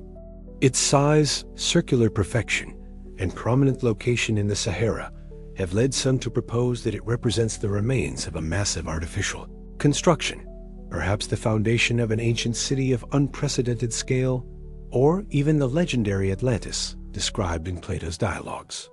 The Atlantis connection, while dismissed by mainstream archaeologists, rests on several intriguing parallels. Plato described Atlantis as a circular city built in concentric rings, with alternating rings of land and water separated by channels and connected by bridges. The Richet structure's concentric circular pattern matches this description with remarkable precision, while its location in what was once a much wetter region of Africa provides a plausible setting for the maritime civilization that Plato described. Archaeological investigations within the Richet structure have yielded tantalizing but inconclusive evidence of human presence. Stone tools and pottery fragments have been found scattered across the site, indicating that ancient peoples lived in and around the structure during various periods.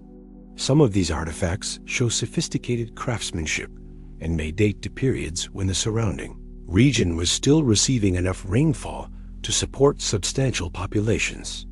More intriguingly, some researchers have identified what they interpret as artificial modifications within the structure, straight lines that cut across natural geological formations, circular arrangements of stones that appear too regular to be natural, and alignments that may have astronomical significance. While these features have not been definitively proven to be artificial, they raise questions about the extent to which ancient peoples may have modified or utilized this remarkable natural formation. The astronomical aspects of the Richet structure add another layer to its mystery. The structure's orientation and internal geometry display relationships to celestial phenomena that may not be coincidental. The major axes of the circular pattern align with significant astronomical directions, while the proportional relationships between the various rings echo mathematical constants that appear in astronomical calculations. Some researchers have noted that the Richet structure S dimensions correspond to ancient units of measurement used in other archaeological sites across North Africa and the Mediterranean. If these correspondences are not coincidental, they might suggest that ancient peoples used the structure as a kind of natural survey monument or reference point for large-scale geographical and astronomical observations. The hydrology of the Richet structure during the humid periods of Saharan history also raises interesting possibilities. Computer models of ancient climate conditions suggest that the structure would have collected water during periods of increased rainfall, creating a series of concentric lakes and channels that would have closely resembled Plato's description of Atlantis. While this doesn't prove that the structure was Atlantis, it does demonstrate that the region could have supported the type of water-based civilization that Plato described. The question of whether the Richet structure represents purely natural phenomena or shows evidence of ancient human modification may ultimately require investigation techniques that have not yet been applied to the site. Ground-penetrating radar surveys could potentially identify buried structures or artificial modifications that are not visible on the surface. Detailed geochemical analysis might reveal signatures of human activity or artificial construction that have not been detected by conventional archaeological methods. The broader implications of the Richet structures as mysteries extend beyond questions about its specific origin to fundamental issues about the relationship between human civilization and natural phenomena. Throughout history, unusual natural formations have served as focal points for human spiritual and cultural development. Even if the Richet structure is entirely natural, its remarkable appearance and prominent location would almost certainly have made it significant to ancient Saharan peoples. The structure's role in ancient trade networks also deserves consideration. Its size and visibility would have made it an ideal landmark for navigation across the featureless expanses of the Sahara. Caravans traveling between the Mediterranean coast and sub-Saharan Africa would have used such prominent features as reference points, potentially making the Richet structure a gathering place for traders and travelers from across the ancient world. As remote sensing technology continues to improve and new analytical techniques are developed, the Richet structure may eventually yield more definitive answers about its origin and significance. Until then, it remains one of the Sahara's most intriguing mysteries, a formation that challenges our understanding of both geological processes and ancient human capabilities, standing as a testament to the profound mysteries that still lie hidden in the world's most remote and challenging environments. The eye of the Sahara continues to watch over the desert with its ancient gaze, holding secrets that may transform our understanding of humanity's relationship with one of Earth's most extraordinary landscapes. Whether it represents the pinnacle of natural geological artistry or preserves evidence of human achievements that have been lost to time, the Richet structure remains a puzzle worthy of the remarkable desert that surrounds it. Around 5,000 years ago, as the first dynasties were establishing themselves along the Nile and the earliest cities were rising in Mesopotamia, the Sahara experienced what may have been the most dramatic environmental transformation in human history. The rains that had sustained green grasslands and vast lake systems for thousands of years began to fail with a finality that would reshape not only the landscape of North Africa, but the entire trajectory of human civilization on the continent. The transition was not instantaneous. No single season marked the end of the Green Sahara. Instead, the change unfolded over several centuries, as the orbital cycles that had brought reliable monsoon rains gradually shifted, redirecting the moisture-laden winds that had watered the desert for millennia. Each year, the rains came a little later, lasted a little less, and penetrated a little less deeply into the continental interior. Each decade, the grasslands retreated a little further south, the Great Lakes shrank a little more, and the rivers ran dry for longer periods. For the peoples who had built their civilizations around the abundance of the humid Sahara, this gradual environmental collapse presented impossible choices. Communities that had flourished for generations around the shores of vast lakes watched helplessly as their waters receded year after year, leaving behind salt flats and mud-cracked basins where fish had once swarmed and hippos had wallowed. The great rivers that had carried trade goods across the breadth of Africa dwindled to seasonal streams, then to chains of isolated pools, and finally to empty wadis that filled only during rare flash floods. The sophisticated urban centers that had depended on these water sources faced a crisis that no amount of human ingenuity could ultimately overcome. The Fagra systems that had enabled cities to thrive in semi-arid conditions could tap into fossil water reserves, but even these deep aquifers had their limits. As surface water disappeared and underground sources were depleted, the hydraulic engineering that had been the foundation of Saharan civilization became inadequate to sustain large populations.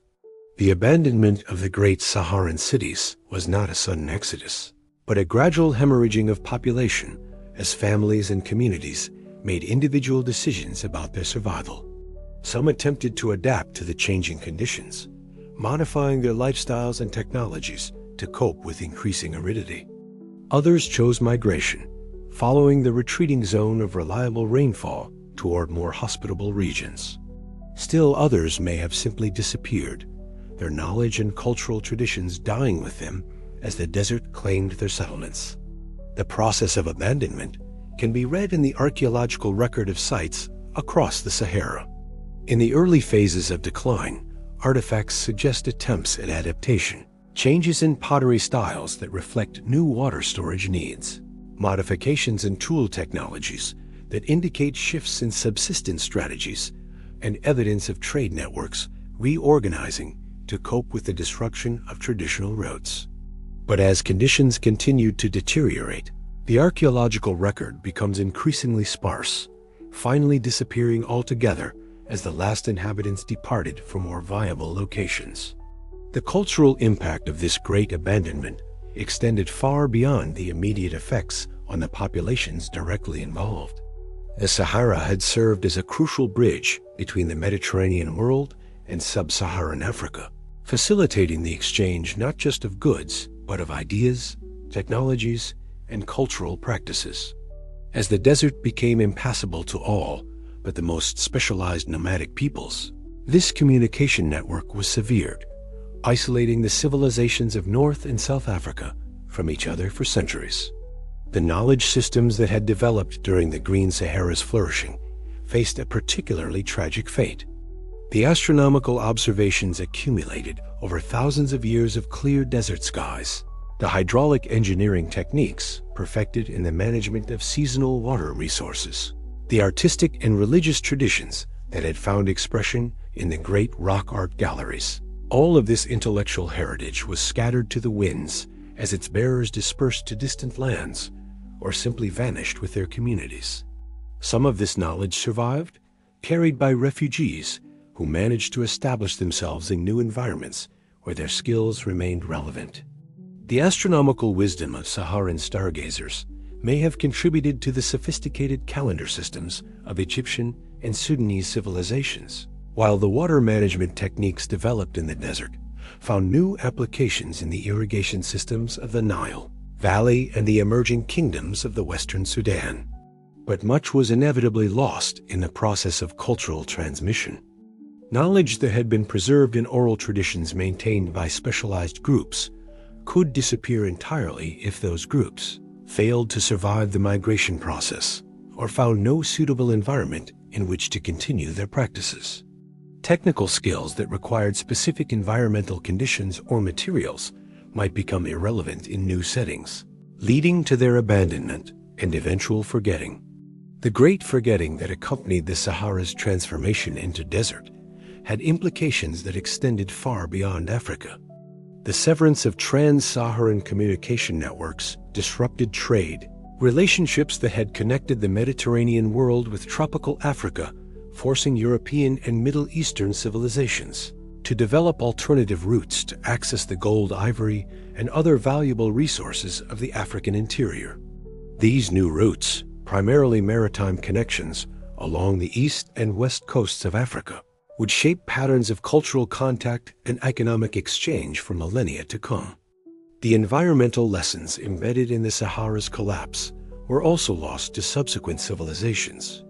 The sophisticated understanding of climate variability and environmental management that had enabled human societies to thrive in the marginal environments of the late Green Sahara disappeared along with the cultures that had developed this knowledge.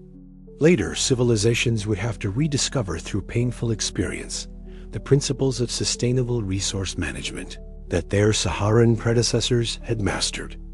The psychological impact of the Sahara's transformation may have been equally profound. For peoples who had known the desert as a garden, who had grown up beside vast lakes and Rivers that seemed as permanent as the stars themselves. The failure of the rains must have seemed like the end of the world. The trauma of environmental collapse may have shaped religious and cultural traditions in ways that persisted long after the specific memory of the green Sahara had faded. Some scholars have suggested that the flood myths found in many world cultures may preserve distorted memories of the Sahara as climatic collapse, not of rising waters, but of their disappearance remembered in later traditions as stories of divine judgment and environmental catastrophe. The emphasis on water in the religious traditions of desert peoples may similarly reflect cultural memories of abundance that was lost and the desperate hope that the rains might someday return. The great forgetting that accompanied the Sahara's desiccation represents one of the most significant losses in human cultural history. An entire chapter of African civilization, perhaps one of the most sophisticated and successful adaptations to environmental variability that humanity had achieved, was erased so completely that its very existence remained unknown until the development of modern archaeological and environmental reconstruction techniques. As we face our own challenges of environmental change and resource management, the lost wisdom of the Saharan civilizations represents both a tragedy and a warning. The knowledge and experience that enabled human societies to thrive for thousands of years in one of Earth's most challenging environments could provide crucial insights for our own efforts to build sustainable relationships with the natural world. But that knowledge was lost in the great forgetting, leaving us to rediscover through trial and error the principles that our predecessors had already mastered. The sand that now covers the ruins of Saharan cities also covers the memory of what they achieved. Only through patient archaeological work and careful environmental reconstruction can we hope to recover even fragments of the wisdom that was scattered when the rains stopped falling and the great silence settled over the heart of Africa. In the vast emptiness of the Sahara, where city lights never dim the stars and atmospheric pollution never obscures the celestial dome, ancient peoples enjoyed access to the night sky that modern urbanized humanity can barely imagine. Here, under skies so clear that the Milky Way cast shadows and individual stars seemed close enough to touch, sophisticated observers developed astronomical knowledge that would influence the development of science and religion across the ancient world. The most remarkable evidence of this astronomical tradition lies at Nabta Playa, a site in southern Egypt that has been called the world's first astronomical observatory. Here, in what is now one of the most desolate regions of the Sahara, archaeologists have uncovered a complex of stone circles and alignments that demonstrate sophisticated understanding of celestial mechanics dating back over 7,000 years, making it older than Stonehenge by nearly 2 millennia. The stone circles at Nabta Playa were not simple monuments, but precision instruments designed to track the movement of stars and planets with remarkable accuracy. The largest circle, measuring about 4 meters in diameter, was constructed with carefully placed stones that marked the rising positions of specific stars and constellations. But this was no crude calendar. The alignments demonstrate knowledge of astronomical phenomena that require generations of careful observation to detect and understand. Most remarkably, the builders of Nabta Playa understood and compensated for precession, the slow wobble in Earth's axis that causes the apparent positions of stars to shift over thousands of years. This sophisticated knowledge enabled them to create alignments that remained accurate across centuries, suggesting not just advanced technical knowledge, but the institutional continuity necessary to maintain astronomical observations across many generations. The central structure at Nabta Playa may represent one of humanity's earliest attempts to create a three-dimensional map of the sky. The arrangement of stones appears to correspond to the pattern of stars in Orion, with the relative positions and sizes of the monuments matching the apparent brightness and celestial coordinates of the constellation's major stars. If this interpretation is correct, it represents a level of astronomical sophistication that rivals the achievements of much later civilizations. The people who built Nabta Playa were not sedentary. Agriculturalists with a leisure time, traditionally thought necessary for astronomical observation, but cattle pastoralists whose lives were intimately connected to the seasonal rhythms of the Saharan environment. For them, the ability to predict seasonal changes was not an academic exercise, but a matter of survival. The accurate timing of movements between pastures, the prediction of rainfall patterns, and the management of breeding cycles all depended on detailed knowledge of astronomical cycles. But the astronomical knowledge developed at Nabta Playa extended far beyond practical applications. The precision of the alignments and the complexity of the geometrical relationships encoded in the site suggest that astronomy had become a central element of religious and cultural practice. The movements of celestial bodies were seen not just as natural phenomena to be predicted, but as expressions of divine order that provided the framework for understanding humanity's place in the cosmos. The influence of Saharan astronomical traditions can be traced in later Egyptian civilization, where the design and orientation of pyramids and temples reflect sophisticated understanding of celestial mechanics. The precise alignment of the Great Pyramid at Giza with cardinal directions and specific stars suggests knowledge that may have been developed over thousands of years of observation in the clear skies of the Sahara before being applied to monumental construction in the Nile Valley. Similar evidence of advanced astronomical knowledge has been found at sites across the Sahara. In Algeria's Hoggar Mountains, stone circles and megalithic alignments demonstrate understanding of solar and lunar cycles, while rock art sites throughout the desert contain images that appear to represent astronomical phenomena and may have served as teaching tools for passing down astronomical knowledge through oral traditions. The astronomical traditions of the Sahara were not isolated developments, but part of a broader network of knowledge exchange that connected observers across vast distances. The similarity of astronomical motifs in rock art sites, separated by thousands of kilometers, suggests that ancient Saharan peoples maintained communication networks that allowed for the sharing and refinement of observational data across the breadth of the continent. The development of accurate calendars was perhaps the most important practical application of Saharan astronomical knowledge. The ability to predict the timing of seasonal rains, the optimal periods for animal breeding, and the scheduling of long-distance trade expeditions required calendar systems that could track multiple celestial cycles simultaneously. The stone monuments at sites like Nabta Playa may represent sophisticated calculating devices that enabled ancient astronomers to perform the complex computations necessary for multi-cycle calendar systems.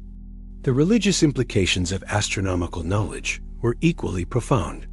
The regular movements of celestial bodies provided a model of cosmic order that influenced the development of religious and philosophical systems throughout ancient Africa.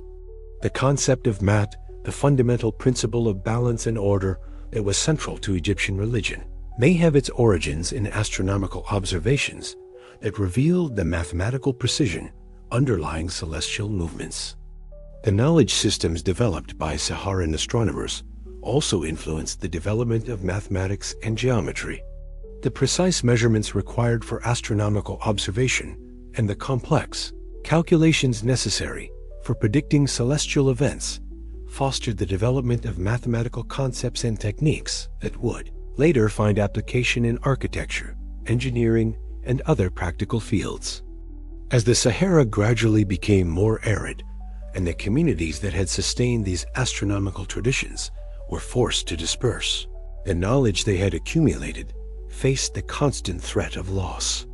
The oral traditions that preserved observational data and interpretive frameworks could be disrupted by environmental change, population displacement, or simply the failure to find suitable successors to carry on specialized knowledge. Some of this astronomical wisdom was preserved in the civilizations that emerged from the Saharan diaspora. The sophisticated calendar systems of ancient Egypt, the astronomical knowledge of medieval West African kingdoms, and the navigational techniques used by trans-Saharan traders all show evidence of influence from the astronomical traditions that had been developed during the Green Sahara period. But much was inevitably lost as the environmental conditions that had made systematic astronomical observation possible in the Sahara deteriorated. The clear skies that had enabled ancient observers to detect subtle celestial phenomena became harder to exploit as communities were forced to focus increasing attention on simple survival in an increasingly hostile environment. The legacy of the Sahara as astronomers lives on in the stone circles and alignments that dot the desert landscape, silent testimony to the sophisticated understanding of cosmic order that ancient African peoples achieved through patient observation of the night sky. These monuments represent more than just technical achievements. They embody a worldview that saw profound meaning in the celestial cycles and sought to align human society with the fundamental rhythms of the universe. In our modern age of light pollution and urban living, when most of humanity has lost direct contact with the night sky, the astronomical achievements of ancient Saharan peoples remind us of what can be discovered when human intelligence engages directly with the natural world. Their legacy challenges us to reconsider our relationship with the cosmos and to appreciate the profound insights that can emerge from careful, sustained observation of the universe around us. The relationship between the ancient Sahara and the star-studded vault of heaven above was not merely observational, but deeply spiritual and practical, woven into the very fabric of civilizations that saw in the nightly dance of celestial bodies a reflection of divine order and a guide for earthly affairs. The same clear, dry air that makes the modern Sahara one of the world's premier locations for astronomical observation provided ancient peoples with an unobstructed view of cosmic phenomena that shaped their understanding of time, space, and their place in the universal order. Under these pristine skies, where the absence of moisture and particulate matter allowed starlight to shine with crystalline clarity, ancient Saharan astronomers developed observational capabilities that enabled them to detect celestial phenomena invisible to observers in more humid climates. The precession of the equinoxes, the subtle variations in planetary orbits, and the complex cycles of stellar visibility that modern astronomy requires sophisticated instruments to measure were all accessible to patient observers equipped with nothing more than carefully positioned stones and generations of accumulated knowledge. The builders of the Great Pyramids of Egypt inherited this astronomical tradition from their Saharan predecessors, encoding in stone monuments alignments and mathematical relationships that reflect thousands of years of accumulated observation. The precision with which the Great Pyramid at Giza aligns with true north, accurate to within 3/60th of a degree, suggests access to observational techniques and mathematical knowledge that had been refined over many centuries of desert astronomy. But the influence of Saharan astronomical traditions extended far beyond the construction of monuments. The sophisticated calendar systems that enabled ancient civilizations to coordinate agricultural activities, religious observances, and administrative functions all relied on knowledge of celestial cycles that had been painstakingly mapped by generations of desert stargazers. The Egyptian calendar, with its innovative combination of solar and stellar observations, may represent the culmination of astronomical knowledge that originated in the Saharan observations of the Green Period. The religious implications of this astronomical knowledge were profound and far-reaching. In the clear desert air, where the Milky Way blazed overhead like a river of light, and the planets moved in stately procession through the zodiacal constellations, ancient peoples developed cosmological systems that saw in celestial movements the expression of divine will and cosmic order.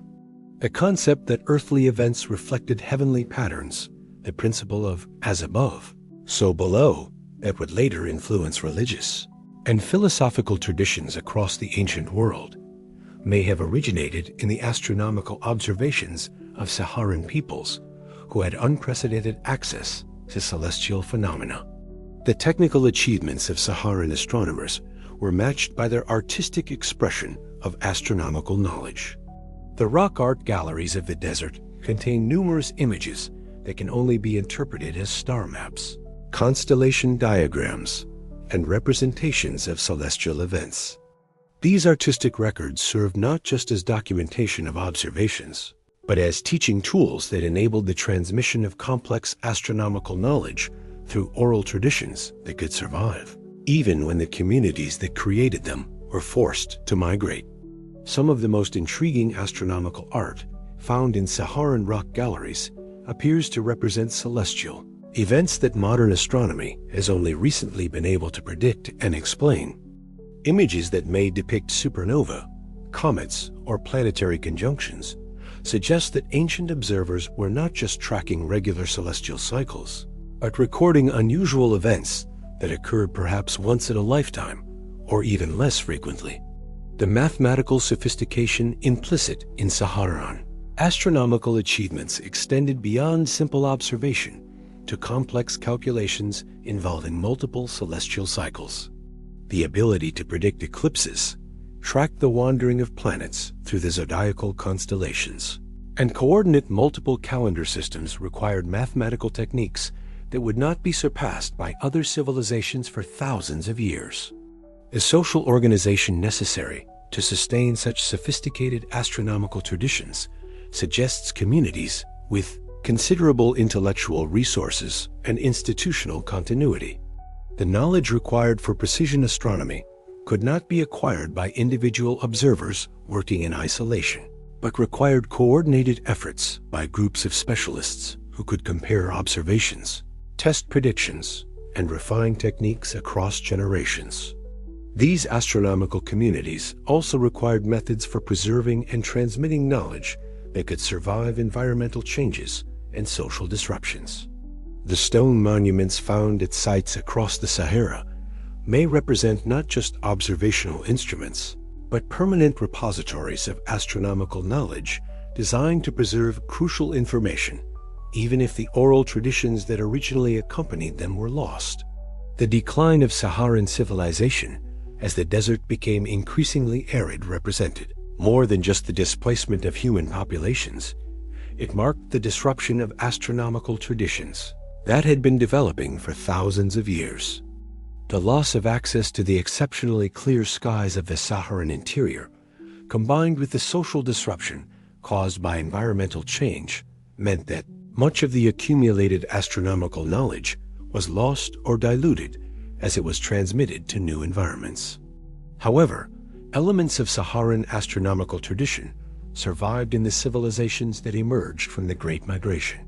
The sophisticated astronomical knowledge displayed in Egyptian pyramid construction, the calendar systems of medieval West African kingdoms, and the navigational techniques used by trans-Saharan traders all show evidence of influence from the astronomical traditions that had flourished during the Green Sahara period.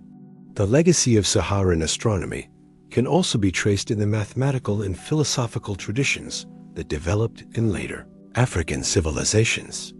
The geometric principles encoded in astronomical monuments, the mathematical techniques required for celestial calculations, and the philosophical concepts that arose from contemplation of cosmic order all contributed to intellectual traditions that would influence the development of human knowledge far beyond the boundaries of Africa. In our modern age, when light pollution has made the night sky invisible to most of humanity, and when astronomical observation is increasingly the province of automated instruments, the achievements of ancient Saharan astronomers remind us of the profound insights that can emerge from direct sustained engagement with celestial phenomena. Their observations, made with no instruments beyond carefully positioned stones and the naked eye, achieved levels of precision and sophistication that modern amateur astronomers, equipped with sophisticated telescopes and computer-aided tracking systems, might well envy. The relationship between the Sahara and the stars represents one of humanity's earliest and most successful attempts to understand our place in the cosmic order.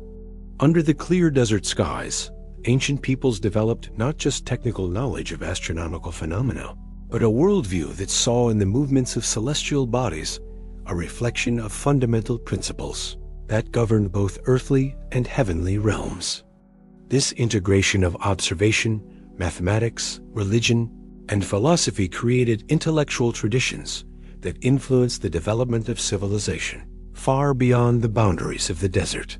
The stars that shone down on the green Sahara guided not just the practical activities of ancient peoples, but their understanding of meaning and purpose in a universe of almost incomprehensible vastness and complexity. Deep beneath the rolling dunes and wind-scoured plateaus of the modern Sahara lies evidence of one of the most extraordinary transformations in Earth's geological history. Here, entombed in layers of sedimentary rock that have been accumulating for hundreds of millions of years, are the fossilized remains of ancient seas that once covered what is now the world's largest hot desert. These marine fossils, the shells of ancient clams, the spiral chambers of ammonites, the massive vertebrae of prehistoric whales, tell a story of environmental change so profound that it challenges our very conception of permanence in the natural world. The discovery of marine fossils in the heart of the Sahara was one of the great revelations of 19th century geology. Early European explorers, struggling across landscapes that seemed to epitomize terrestrial aridity, were astonished to find seashells scattered across desert pavements hundreds of kilometers from the nearest ocean. These were not the remains of some temporary inland sea, but the fossilized remnants of true marine environments that had persisted for millions of years. At Wadi Highton, now protected as a UNESCO World Heritage Site in Egypt's western desert, paleontologists have uncovered what may be the world's most spectacular collection of ancient whale fossils. Here, in sediments that were deposited on the floor of the Tethys Sea some 40 million years ago, lie the complete skeletons of Basilosaurus and Dorudon, early whales that retained vestigial hind legs and provide crucial evidence for the evolutionary transition from terrestrial to marine mammals. The preservation quality at Wadi Highton is extraordinary. Complete skeletons lie articulated in the positions where the animals died, their bones surrounded by the fossilized remains of the marine ecosystem they inhabited. Ancient sharks' teeth litter the desert floor, while the spiral shells of nautiloids and ammonites create geometric patterns against the stark backdrop of eroded sedimentary rock. But the marine fossils found in the Sahara represent much more than a single ancient sea. Layer upon layer of fossiliferous rock documents repeated cycles of marine transgression and regression that unfolded over hundreds of millions of years. During periods of high global sea level, shallow tropical seas extended far into what is now the African continent, supporting diverse marine ecosystems that included coral reefs, extensive mollusk beds, and populations of marine vertebrates that rivaled modern tropical oceans in their diversity. The sheer abundance of marine fossils in some Saharan localities defies imagination. At certain sites in Algeria and Libya, entire hillsides are composed primarily of fossilized shells, the accumulated remains of countless generations of marine organisms compressed into solid rock. These fossil-rich formations provided building stone for many ancient civilizations, and the walls of Roman cities in North Africa contain blocks packed with the fossilized remains of creatures that lived in seas that existed millions of years before humans evolved. The types of marine fossils found in the Sahara reveal the tropical nature of the ancient seas that once covered the region. Coral reefs comparable to modern barrier reef systems left behind limestone formations that now form some of the Sahara's most prominent geological features. The fossils of tropical mollusks, echinoderms, and other marine invertebrates indicate water temperatures and environmental conditions that would be more familiar to visitors to the modern Red Sea or Caribbean than to anyone attempting to cross the contemporary Sahara. Perhaps most remarkably, some of the Saharan marine fossil localities preserve evidence of the final moments of these ancient seas. At sites where marine deposits are overlain by terrestrial sediments, paleontologists can read the story of environmental transition from ocean to land in exquisite detail. The uppermost marine layers contain fossils of organisms adapted to increasingly shallow, restricted marine conditions, while the overlying terrestrial deposits document the establishment of land-based ecosystems. The whale fossils of Wadi Haiden provide a particularly poignant example of this environmental transition. These marine mammals lived during a period when the Tethys Sea was beginning its final retreat from the region that would become the Sahara. The sediments that entombed them document not just their individual deaths, but the death of an entire marine ecosystem as the sea that had supported it for millions of years finally withdrew. The geological forces that transformed the Sahara from seafloor to desert involved the complex interaction of plate tectonics, climate change, and erosion over vast periods of time. The collision of the African and Eurasian plates gradually closed the Tethys Sea, while changes in ocean circulation patterns and global climate shifted the region from tropical marine conditions to the hyper-arid desert environment we see today. The timescales involved in this transformation put human history into stunning perspective. The marine fossils found in the Sahara are the remains of organisms that lived and died millions of years before the first humans evolved, let alone before the first human civilizations arose in the region. Yet these fossils are now exposed on the desert's surface, brought to light by the same erosional processes that have shaped the modern Saharan landscape. The presence of these marine fossils had practical implications for the ancient peoples who inhabited the Sahara during its green periods. Fossil-rich limestone provided excellent building stone that was both abundant and easily worked, while the calcium carbonate in marine fossil deposits could be processed to produce lime for mortar and plaster.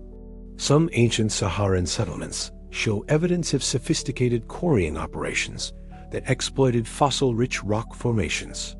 The marine fossils also influenced the development of trade, relationships between Saharan peoples, and distant civilizations. Certain types of Saharan fossils, particularly well-preserved specimens of unusual or beautiful marine organisms, became valued trade goods that were carried along trans-Saharan routes to markets in the Mediterranean world and beyond. For modern paleontologists, the Sahara represents one of the world's premier fossil collecting areas. The combination of excellent preservation conditions, minimal vegetation cover, and active erosion that constantly exposes new specimens makes the desert an ideal natural laboratory for studying ancient marine ecosystems.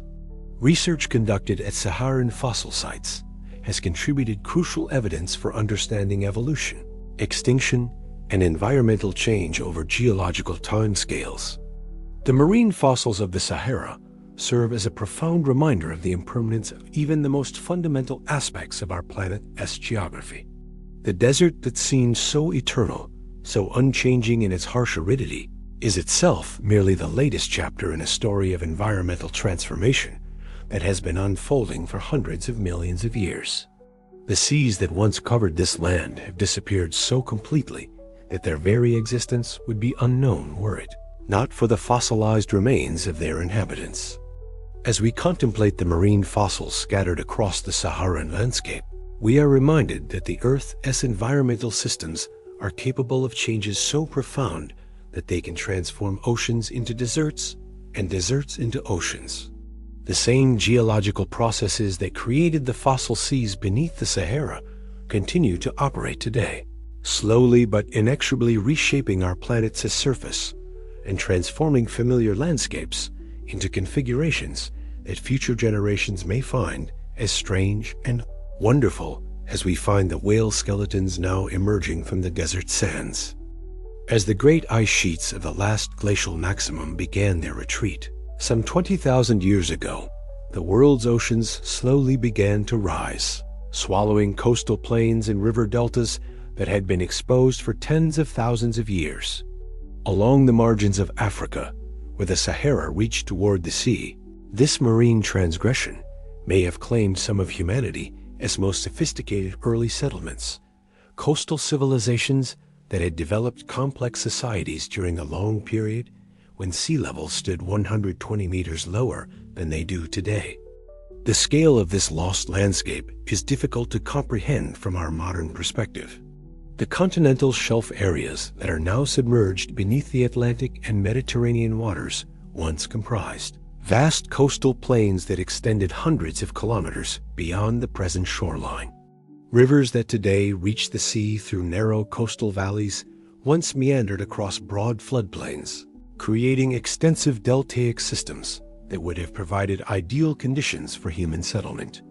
Archaeological evidence from submerged sites around the world has demonstrated that these exposed continental shelves were indeed occupied by sophisticated human societies. Underwater excavations off the coasts of Europe, Asia, and the Americas have revealed settlements, monuments, and artifact assemblages that document complex cultural systems that flourished on landscapes now lost beneath the waves. The African continental shelf, with its extensive areas of shallow water and its strategic position between Europe and sub-Saharan Africa, almost certainly supported similar coastal civilizations.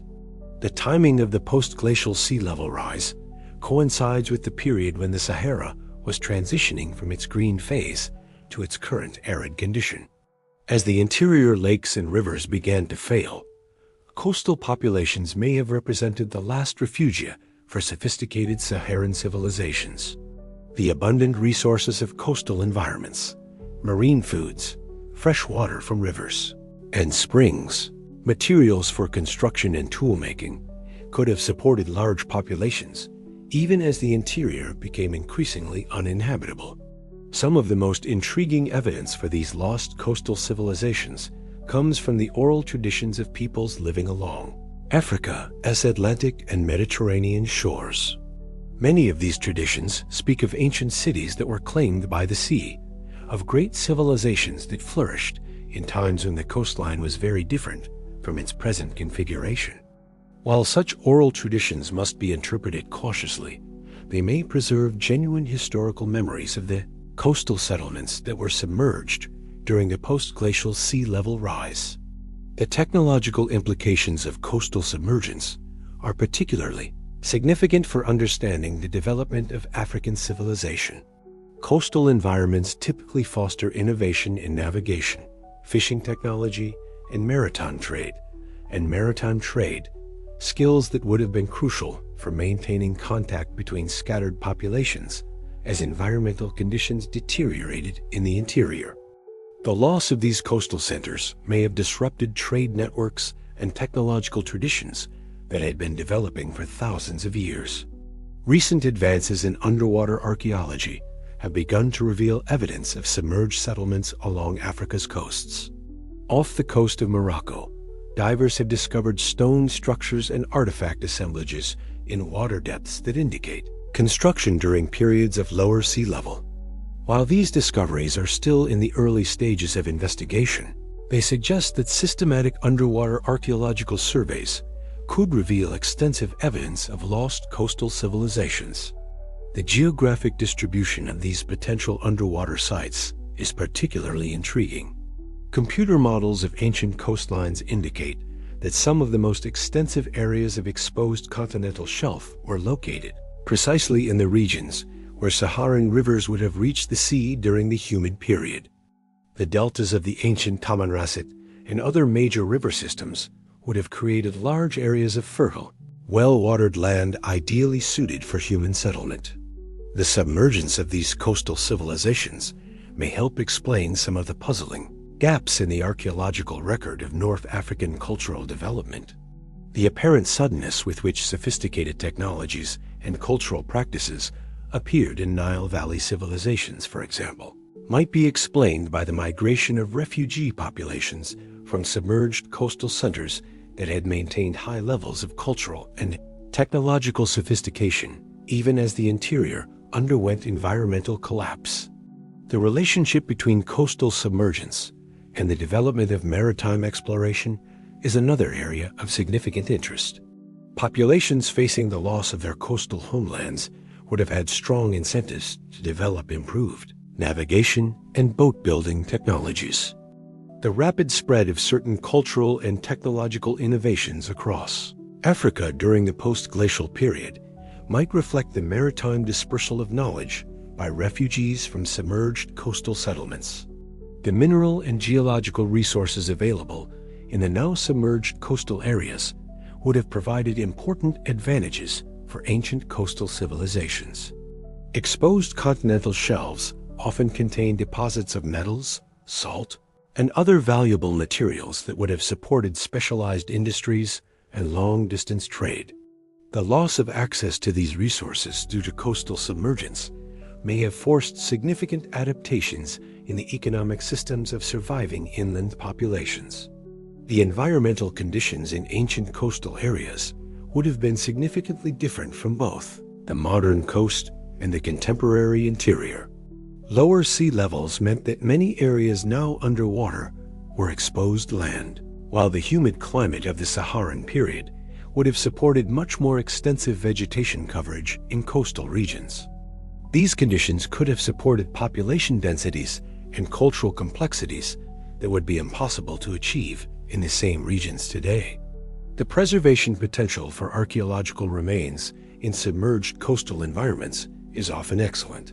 The anaerobic conditions in marine sediments can preserve organic materials that would quickly decompose in terrestrial environments, while the lack of agricultural and urban development in underwater areas means that ancient sites may remain relatively undisturbed.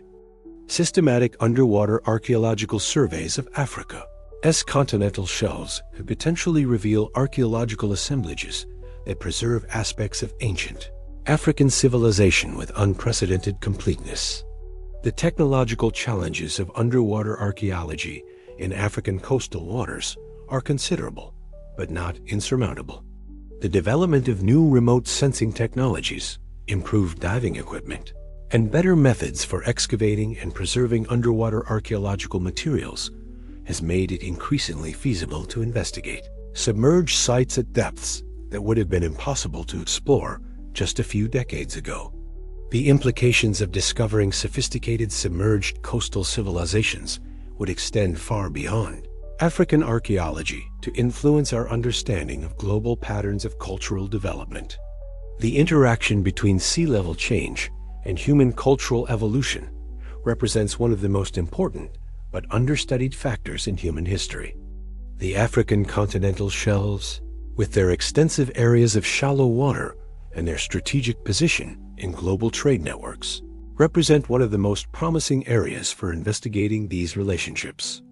As sea levels continue to rise due to modern climate change, the urgency of investigating these submerged archaeological sites increases. Coastal development, pollution, and rising seas all threaten the preservation of underwater archaeological remains. The archaeological treasures that may lie beneath Africa's coastal waters represent an irreplaceable record of human adaptation to environmental change, a record that becomes more difficult to access and preserve with each passing year. The drowned memory of Africa's ancient coasts challenges us to expand our conception of the continent's cultural heritage beyond the terrestrial sites that have traditionally defined African archaeology. Beneath the waves that now lap against Africa's shores may lie the remains of civilizations that rivaled anything in the ancient world. Cities and settlements that were claimed by the rising seas before they could leave their mark in the historical record that we have inherited from terrestrial sites. In the vast amphitheater of the Sahara, silence reigns supreme, not the mere absence of sound, but a profound quietude that seems to absorb even the whisper of wind across the dunes. This silence is both destroyer and preserver, erasing the voices of ancient civilizations while simultaneously creating conditions that can preserve their physical remains with extraordinary fidelity. The same aridity that makes the desert uninhabitable for most forms of life also creates one of Earth's most perfect natural archives, where organic materials that would decay in days in humid climates can survive for millennia. The preservation capabilities of the Saharan environment are nothing short of miraculous. In the dry air and alkaline soils of the desert, wood remains sound enough to burn, textiles retain their colors and patterns, and even delicate materials like papyrus and leather can survive intact for thousands of years. This preservation potential means that archaeological sites buried beneath the sand may contain not just the stone foundations and pottery sherds that survive at most ancient sites, but complete assemblages of organic materials that could provide unprecedented insights into the daily lives, spiritual practices, and intellectual achievements of ancient desert peoples. The silence of the sand is also a silence of forgetting, the gradual erasure of human memory that accompanies the physical burial of ancient sites. Unlike the ruins of Mediterranean civilizations, which remained visible to inspire later generations and influence cultural development, the buried cities of the Sahara disappeared so completely that their very existence was forgotten. Oral traditions that might have preserved memory of these ancient urban centers were disrupted by the population dispersals that accompanied environmental collapse, leaving later generations with no knowledge of the sophisticated civilizations that had once flourished in regions that seemed incapable of supporting complex human societies. Yet the sand that buried these ancient sites also protected them from the depredations that have damaged or destroyed so many archaeological sites in more accessible regions. The ruins hidden beneath the dunes were safe from treasure hunters, protected from the religious zealotry that destroyed pagan monuments, and shielded from the urban development that has obliterated countless ancient sites around the world. In their sandy tombs, the material remains of Saharan civilizations waited in pristine condition for the development of technologies sophisticated enough to detect and excavate them. The process of burial itself provides crucial information about the final phases of ancient Saharan civilizations. The patterns of sand accumulation preserved at buried sites can reveal whether abandonment was gradual or sudden, whether attempts were made to maintain structures against advancing dunes, and whether populations periodically returned partially buried settlements during favorable climatic periods. This information is preserved with archaeological precision in the stratigraphy of buried sites, creating detailed records of human responses to environmental change. The silence preserved in buried Saharan sites extends beyond the absence of human voices to encompass entire ecosystems that disappeared with the changing climate. Pollen grains trapped in the sediments that buried ancient settlements provide detailed records of vegetation changes, while the preserved remains of insects, small mammals, and other organisms document the collapse of biological communities that had supported human populations for thousands of years. In some cases, the preservation conditions created by desert burial have maintained organic materials in such perfect condition that ancient Saharan sites yield artifacts that seem to have been abandoned yesterday rather than millennia ago. Wooden tools retain their sharp edges, leather goods remain supple enough to use, and food remains can still be identified to the level of individual seeds and grains. This extraordinary preservation creates opportunities for reconstructing ancient lifestyles with a level of detail that is impossible at most archaeological sites. The chemical environment created by burial in alkaline desert soils has also preserved human remains with remarkable fidelity. Naturally mummified bodies found in Saharan contexts often retain skin, hair, and even internal organs that provide direct evidence of ancient diet, health conditions, and genetic relationships. These preserved human remains represent an invaluable resource for understanding the biological and cultural diversity of ancient Saharan populations. The silence of the buried sites is broken only by the patient work of archaeologists and the increasingly sophisticated remote sensing technologies that can peer through sand to detect the signatures of buried structures. Ground-penetrating radar, magnetometry, and satellite imagery have begun to reveal the extent of what lies hidden beneath the dunes. Urban complexes of staggering size and sophistication that challenge every assumption about the capabilities of ancient African civilizations. Each new discovery adds to our understanding of what was lost when the Sahara transformed from garden to desert. The buried cities reveal not just individual settlements, but evidence of extensive urban networks connected by trade routes and communication systems that spanned the breadth of the continent. The artifacts found in these sites document technological innovations, artistic achievements, and intellectual traditions that were far more sophisticated than the scattered settlements that traditional archaeology had suggested. The silence of the sand also preserves evidence of the daily lives of ordinary people in ways that are rarely possible at archaeological sites.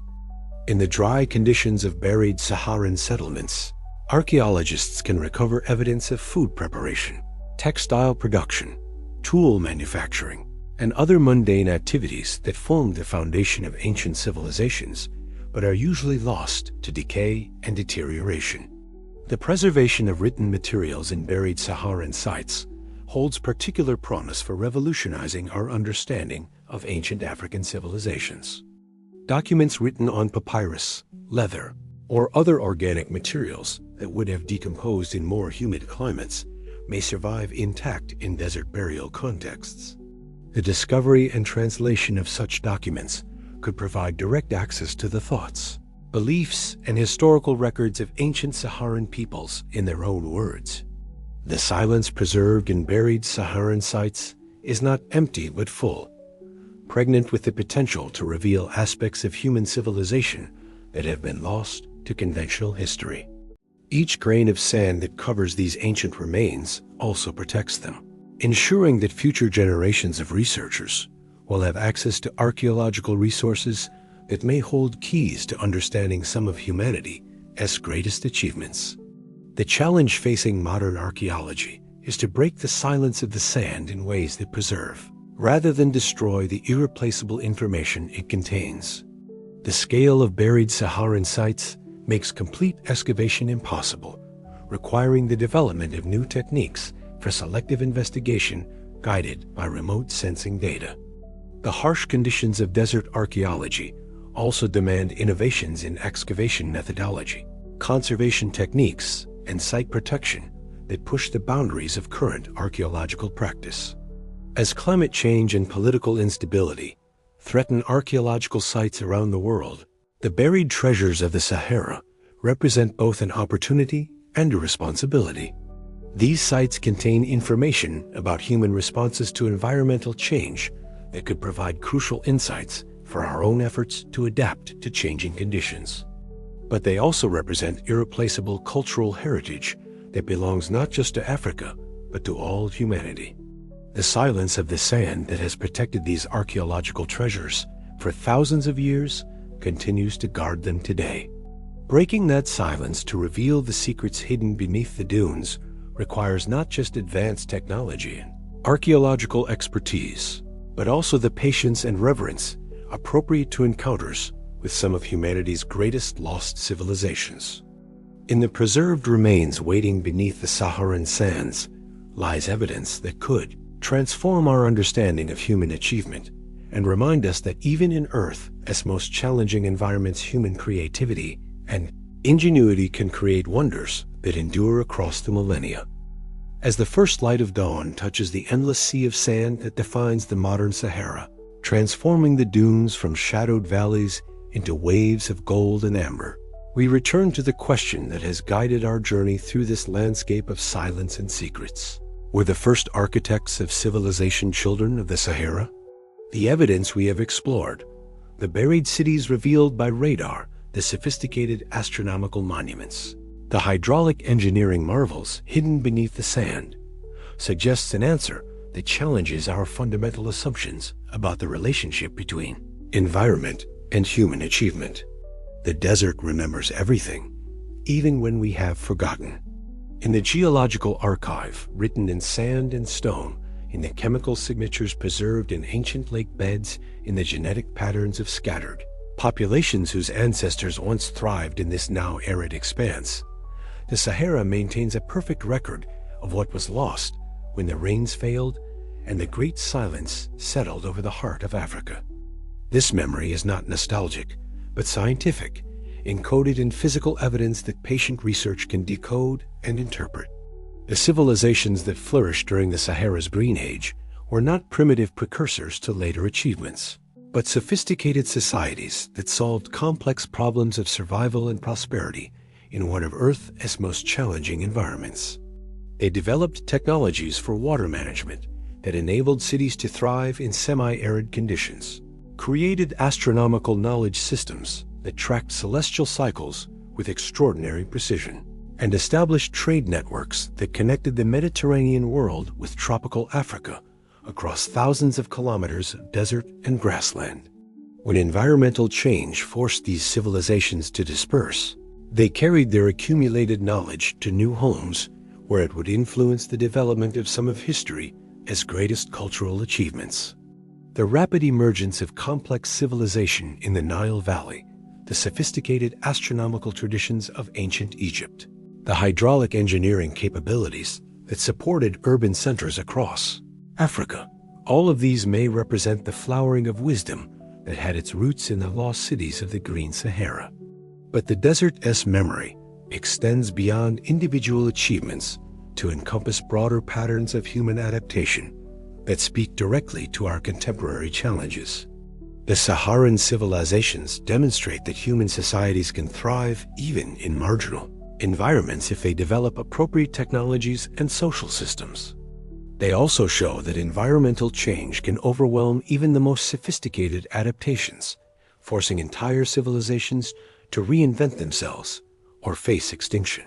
The story preserved in the Sahara's silence is ultimately one of resilience and transformation rather than simple loss.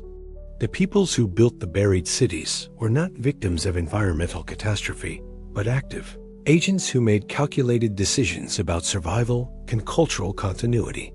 Some chose to stay and adapt to changing conditions, developing new technologies and lifestyles suited to increasing aridity.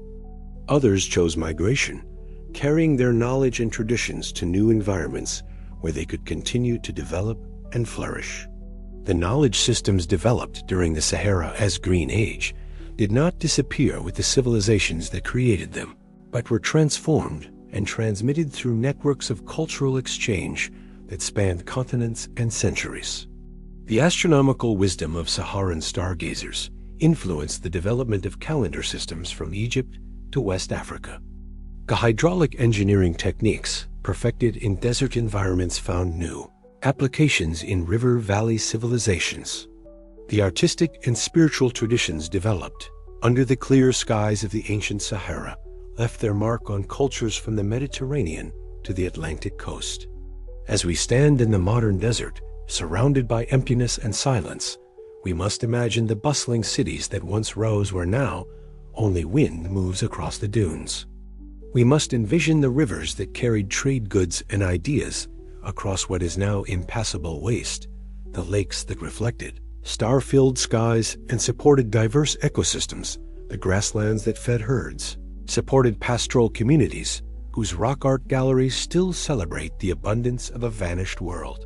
The archaeological evidence continues to accumulate, each new discovery adding detail to our understanding of what was achieved during the Sahara's Green Age. Advanced remote sensing technologies reveal buried structures of unprecedented scale and sophistication. Careful excavation of selected sites yields artifacts that document technological innovations and cultural achievements that rival anything in the ancient world. Paleoenvironmental reconstruction provides increasingly detailed pictures of the landscapes that supported these lost civilizations. Yet for all our scientific progress in understanding the ancient Sahara, fundamental mysteries remain. We still do not fully understand the social and political systems that enabled the construction of massive urban complexes in desert environments. We have only begun to decipher the astronomical knowledge encoded in stone monuments and rock art galleries. We have barely scratched the surface of the technological innovations that enabled sophisticated hydraulic engineering in one of Earth's most water-limited environments. The greatest mystery may be the question of consciousness itself, how the peoples of the ancient Sahara understood their relationship with the challenging environment they inhabited, how they developed the spiritual and intellectual frameworks that enabled them to thrive in conditions that seem barely habitable to modern sensibilities. The art they left behind suggests worldviews that saw profound meaning in the natural cycles of flood and drought, abundance and scarcity that governed their lives. The silence of the modern Sahara is not empty but full of potential waiting to be realized. Each grain of sand covers evidence that could transform our understanding of human achievement and environmental adaptation. Each buried site holds artifacts that could reveal technological innovations and cultural practices that have been forgotten for thousands of years. Each preserved document could provide direct access to the thoughts and beliefs of peoples whose voices have been silent for millennia. The responsibility for unlocking these secrets belongs not just to archaeologists and climate scientists, but to all humanity. The civilizations buried beneath the Saharan sands represent part of our common heritage, evidence of human creativity and adaptability that transcends cultural and geographical boundaries. Their achievements demonstrate possibilities for human society that we have barely begun to explore. As we face our own challenges of environmental change and resource scarcity, the example of the ancient Saharan civilizations provides both inspiration and warning. Their successes show that human ingenuity can create prosperity even in the most challenging conditions. Their ultimate fate reminds us that no human achievement is permanent, that even the most sophisticated civilizations must constantly adapt to changing conditions or risk being overwhelmed by forces beyond their control. The desert remembers not just what was lost, but what was preserved. In the scattered descendants of Saharan peoples, in the cultural traditions that bear traces of ancient wisdom, in the genetic patterns that connect modern Africans to their Saharan ancestors, the legacy of the Green Age lives on. The knowledge systems and cultural achievements that flourished when the desert was a garden continue to influence human development in ways that we are only beginning to understand. Standing at the edge of the vast silence, watching the stars emerge in the clear desert sky as they have for countless millennia, we can almost hear the whispers of ancient voices carried on the evening wind. The Sahara keeps its secrets well, but it also preserves them faithfully, waiting for those patient enough to listen and skilled enough to interpret the messages written in sand and stone. The question of whether the first architects of civilization were children of the Sahara may never be definitively answered. But the evidence continues to accumulate, each discovery adding weight to the possibility that some of humanity's greatest achievements had their origins in the now silent heart of Africa. The desert remembers, and slowly, carefully, it shares its memories with those who had the patience to listen and the wisdom to understand what they are hearing. In the end, the story of the ancient Sahara is not just about the past, but about the future. The civilizations that once flourished in this challenging environment demonstrate human potential that we have barely begun to realize. Their knowledge systems and technological innovations offer insights that could help us build more sustainable relationships with our own challenging environment. Their cultural achievements remind us that human creativity can flourish even in the most difficult conditions, creating beauty and meaning that endure long after the conditions that enabled them have passed. The silence of the sand is not the silence of death, but the silence of waiting. Beneath the dunes lie the seeds of understanding that could help us build a future worthy of the civilizations that once made the desert bloom. The Sahara remembers, and in its memory lies both the wisdom of ages and the promise of discoveries yet to come.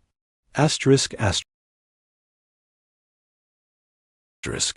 If you found yourself captivated by this journey through the lost civilizations of the Sahara, consider exploring more hidden chapters of human history.